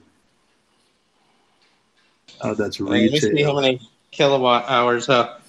81.8 kilowatt hours this month. Wow. Where's the part where it says you are doing so much above your neighbors? Yeah, I saw that on my I wife's get effect. actually that's a separate letter. Yeah. I'm waiting for the police to come to my door. I was about to say that. It says, "Hey, you're 118%, so you're using on average double what your neighbors." My wife is like, "It's the tank." What state are you in, Alex? Illinois. Illinois? Yeah, out in Chicagoland, western suburbs. Now the wacky tobacco is not legal there? I think they're putting it on the ballot this year. Oh. Vote yes. The police are probably not going to come to your door if they're that close. Well, I mean, it's not like they're going to find a whole heck of a lot anyways. They're going to come down here and go, okay. Yeah. I mean, you're like, here you go. Here's a basement full of junk and a giant aquarium.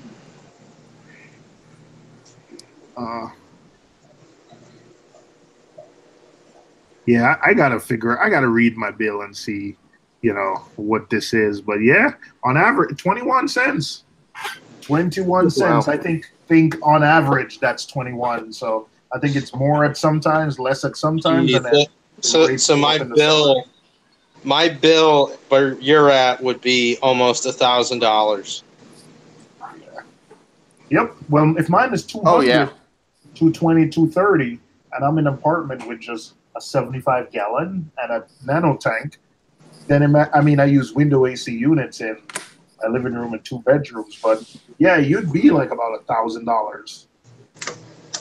I think I checked up, like Billy and I were talking on the phone about this last night, and I think I looked up the rates where he is, and he's about a little less than half of what I pay.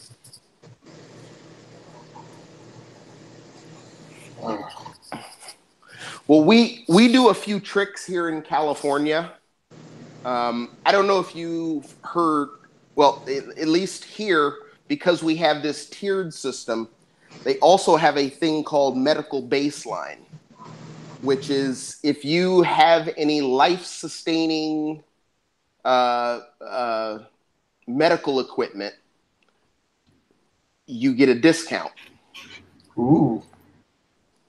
And me being a little overweight and snore, just a little overweight, I have a CPAP machine, and that's classified as a ventilator. So you get a discount. It's not, the way they do it is they give you double the allowance to get to the next tier. Okay. So if they say, okay, the first tier is 200, it'll take me 400 to get to the next tier. So it takes longer for my bill to go up. And I can't tell you how many reefers went out and got CPAP machines. People who were like resisting. When they found out they could save money on their electric bill. Oh, man. I had a friend who went from a $1,500 electric bill every month to a $600 electric bill. Oh, man. Everybody got CPAP machines, right? Oh, yeah. Well, they all of a sudden, they care about their health when that happens. I would be caring about my health if I had a $1,500 a month electric bill, because I could tell you my wife would be endangering it. I heard that. But you may want to check your power company. Even though you have low rates, they may have a program like that as well that gives you a discount if you can find a way to get a CPAP machine. I'm gonna, you know what? I am going to chill with us. I am gonna call up. O's gonna be wearing that CPAP machine in his next tech talk. You just need to have one so that your doctor can sign the letter saying you have one. Whether you use it or not, that's on you. Oh, man.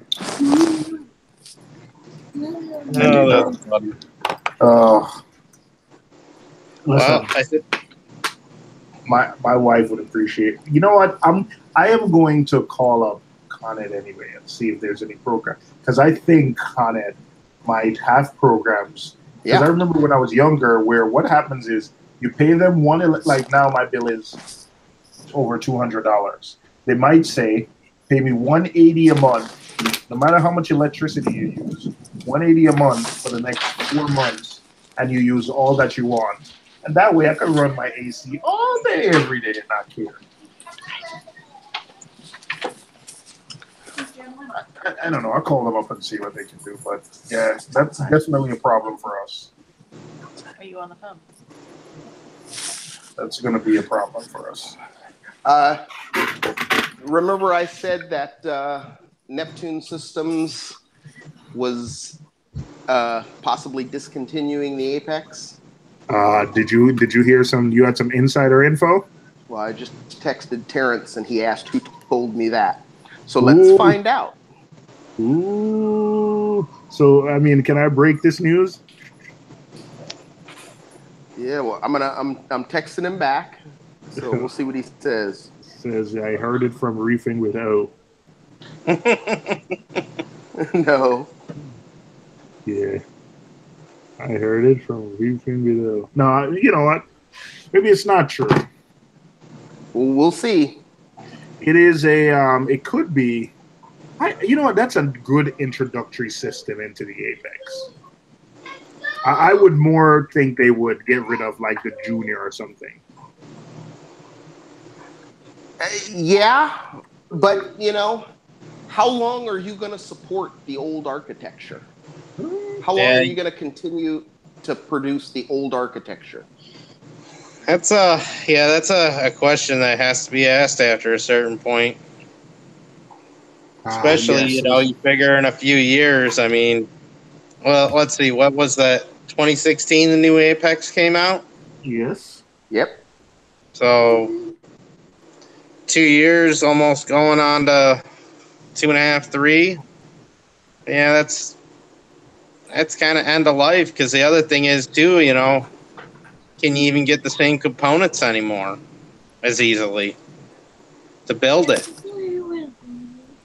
Because I know what's one thing, and I work in wireless telecommunications, and the old hardware ultimately becomes more expensive because it's hard to get a hold of it because somebody stops making it. You know what? I actually have. My wife has an uncle who has a side business, and you know what he does? He refurbishes like Palm Pilot and sells them to like hospitals, because apparently you have hospitals all over the country that have millions of dollars worth of software that were written for these little PDAs, and it's cheaper to just buy old PDAs rather than get the new software written.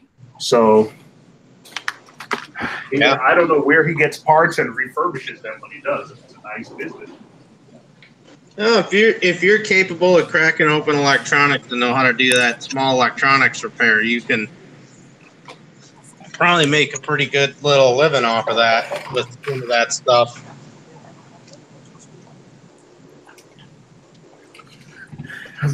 Let me see what's going on in the chat. What's up, Biz? You really got to think of Apex 2020. I didn't recognize Lisa without a wrench. Wait, Lisa doesn't have a wrench? All right. Whoop, whoop. I see. I'm thinking the next thing is going to be 5G coming to Apex. Deathmaid says she has no problem. Just going back, I'm just reading some comments. She says she has no problem with her AP 700, and yeah, I think all the kinks were ironed out. Most of the kinks are ironed out now, but you can imagine after a year, I was done with them. Orphic. People say it should. You know what? My thing. Someone said an AP 700 can cover a 4-foot tank just like an Orphic can, and I think that depends a lot on your aquascape, how high you put it over the tank, and then you have to put soft teas and low light corals at the edges. It's not like you're going to be able to like put SPS anywhere in a tank when you have like a one fixture hanging over it. I really don't think that's possible, especially as those colonies start to grow. You can't do that with an Orfec either. Yeah, no, I don't think so. I think even though you measure the par numbers, once the colonies start to grow, you get a lot of shadowing. So yeah, it will light. I mean, for a mixed reef that's not, SPS, the Orfec and the Kessel AP 700, sure they can light a tank that's 4 feet long, but for a hardcore guy who's trying to keep SPS, not a chance. I mean, they'll live. They're not going to thrive. And once they start growing, they'll get shadowing. You'll get if you have SPS in the middle 2 feet, 2.5 feet, you might be fine. But if you put them outside of that, 1.5 feet, yep. Then yeah, that's what I got with the AP 700, because that was I thought like, hey, I can get away with lighting my 4-foot tank with just the one Kessel, and it didn't work out. Plus, I had to put it so high that my tank is in my living room, that when I sat down, I was just being blinded. That's what Gorilla Tape's for. Yeah, well, I didn't know that DIY. You didn't make a video on that, so I didn't know about that then, Alex. I know about it now. I've been slacking on videos the last couple of weeks. I've been so busy. Hey man, it's summer. We all get it. And then you don't want to come home. You want to hang out with the wife and be in the backyard and drink a beer and barbecue. You don't want to make videos. None of us do. Well, I think I burned myself out a bit doing the 2 a week for nearly 6 months. I commend you for doing it. It's not easy. Saturdays have gone a lot easier with my wife, though, when I've told her the last couple and said, instead of saying, sorry, we can't go anywhere, I need to film a video, saying, that's all right, I'll get one next week. Hey, Blue Carbon Reefing, thank you for the super chat. And yes, Lisa did get a wrench. Wrench? You finally got a super chat? All right, guys. I think I'm going to go for another 5 minutes and then shut it down. We've been going for about 2.5 hours strong. I said I was going to stream for an hour, but when the conversation gets going, it really... you know what? I missed you guys. I really did. Next week, I don't think I'm going to stream. I will be flying back from Memphis, so depending on what time I get in, my flight is scheduled to land in NYC about 5:30. So we'll see how that goes. But other than that, let me know in the chat in the next couple of minutes if you have any questions. But thank you, Greg, for joining. Thank you, Alex. No problem. It was fun Thanks for having me. Oh man, look at that. Look at that. What? Is that a Harlequin tusk? Yes, it is. Yeah. Does that eat coral? No, they do pick things up and put them down sometimes, but they got a big set of chompers on them. But they're pretty peaceful, actually. They got a fox face. They got some damsels. Oh, there's the angel you told me about. There's the puffer. Let's see. Where are the little pseudochromas hiding now? It's getting a little later. You had I think you got a bunch of dotty backs. Where are they? Was it dotty backs or? Yeah, so there's 4 purple pseudochromas in here. It's kind of late. They kind of hide sometimes when it gets a little later. But there's 4 of them in here. Or at least it was the last time I counted. All right. And I know, and Greg, is dinner finished? Yeah. We heard you cooking earlier. Oh, I was cooking for the kids. My wife just brought me dinner, so I'm staring at it, waiting. All right. Because you said just a few more minutes. So. All right. So we're gonna. All right. Hey, Jeff. Thank you for joining. But I'm sorry, Jeff. I saw you earlier, but I was too busy talking. I didn't get a chance to say hi. But thank you guys for joining. It was a wonderful stream, and I will try my best to stream next week. But if not, I'll see you guys the week after. Take care. All right. Thank you. Have a good night. Sounds good, though. Thanks. All right.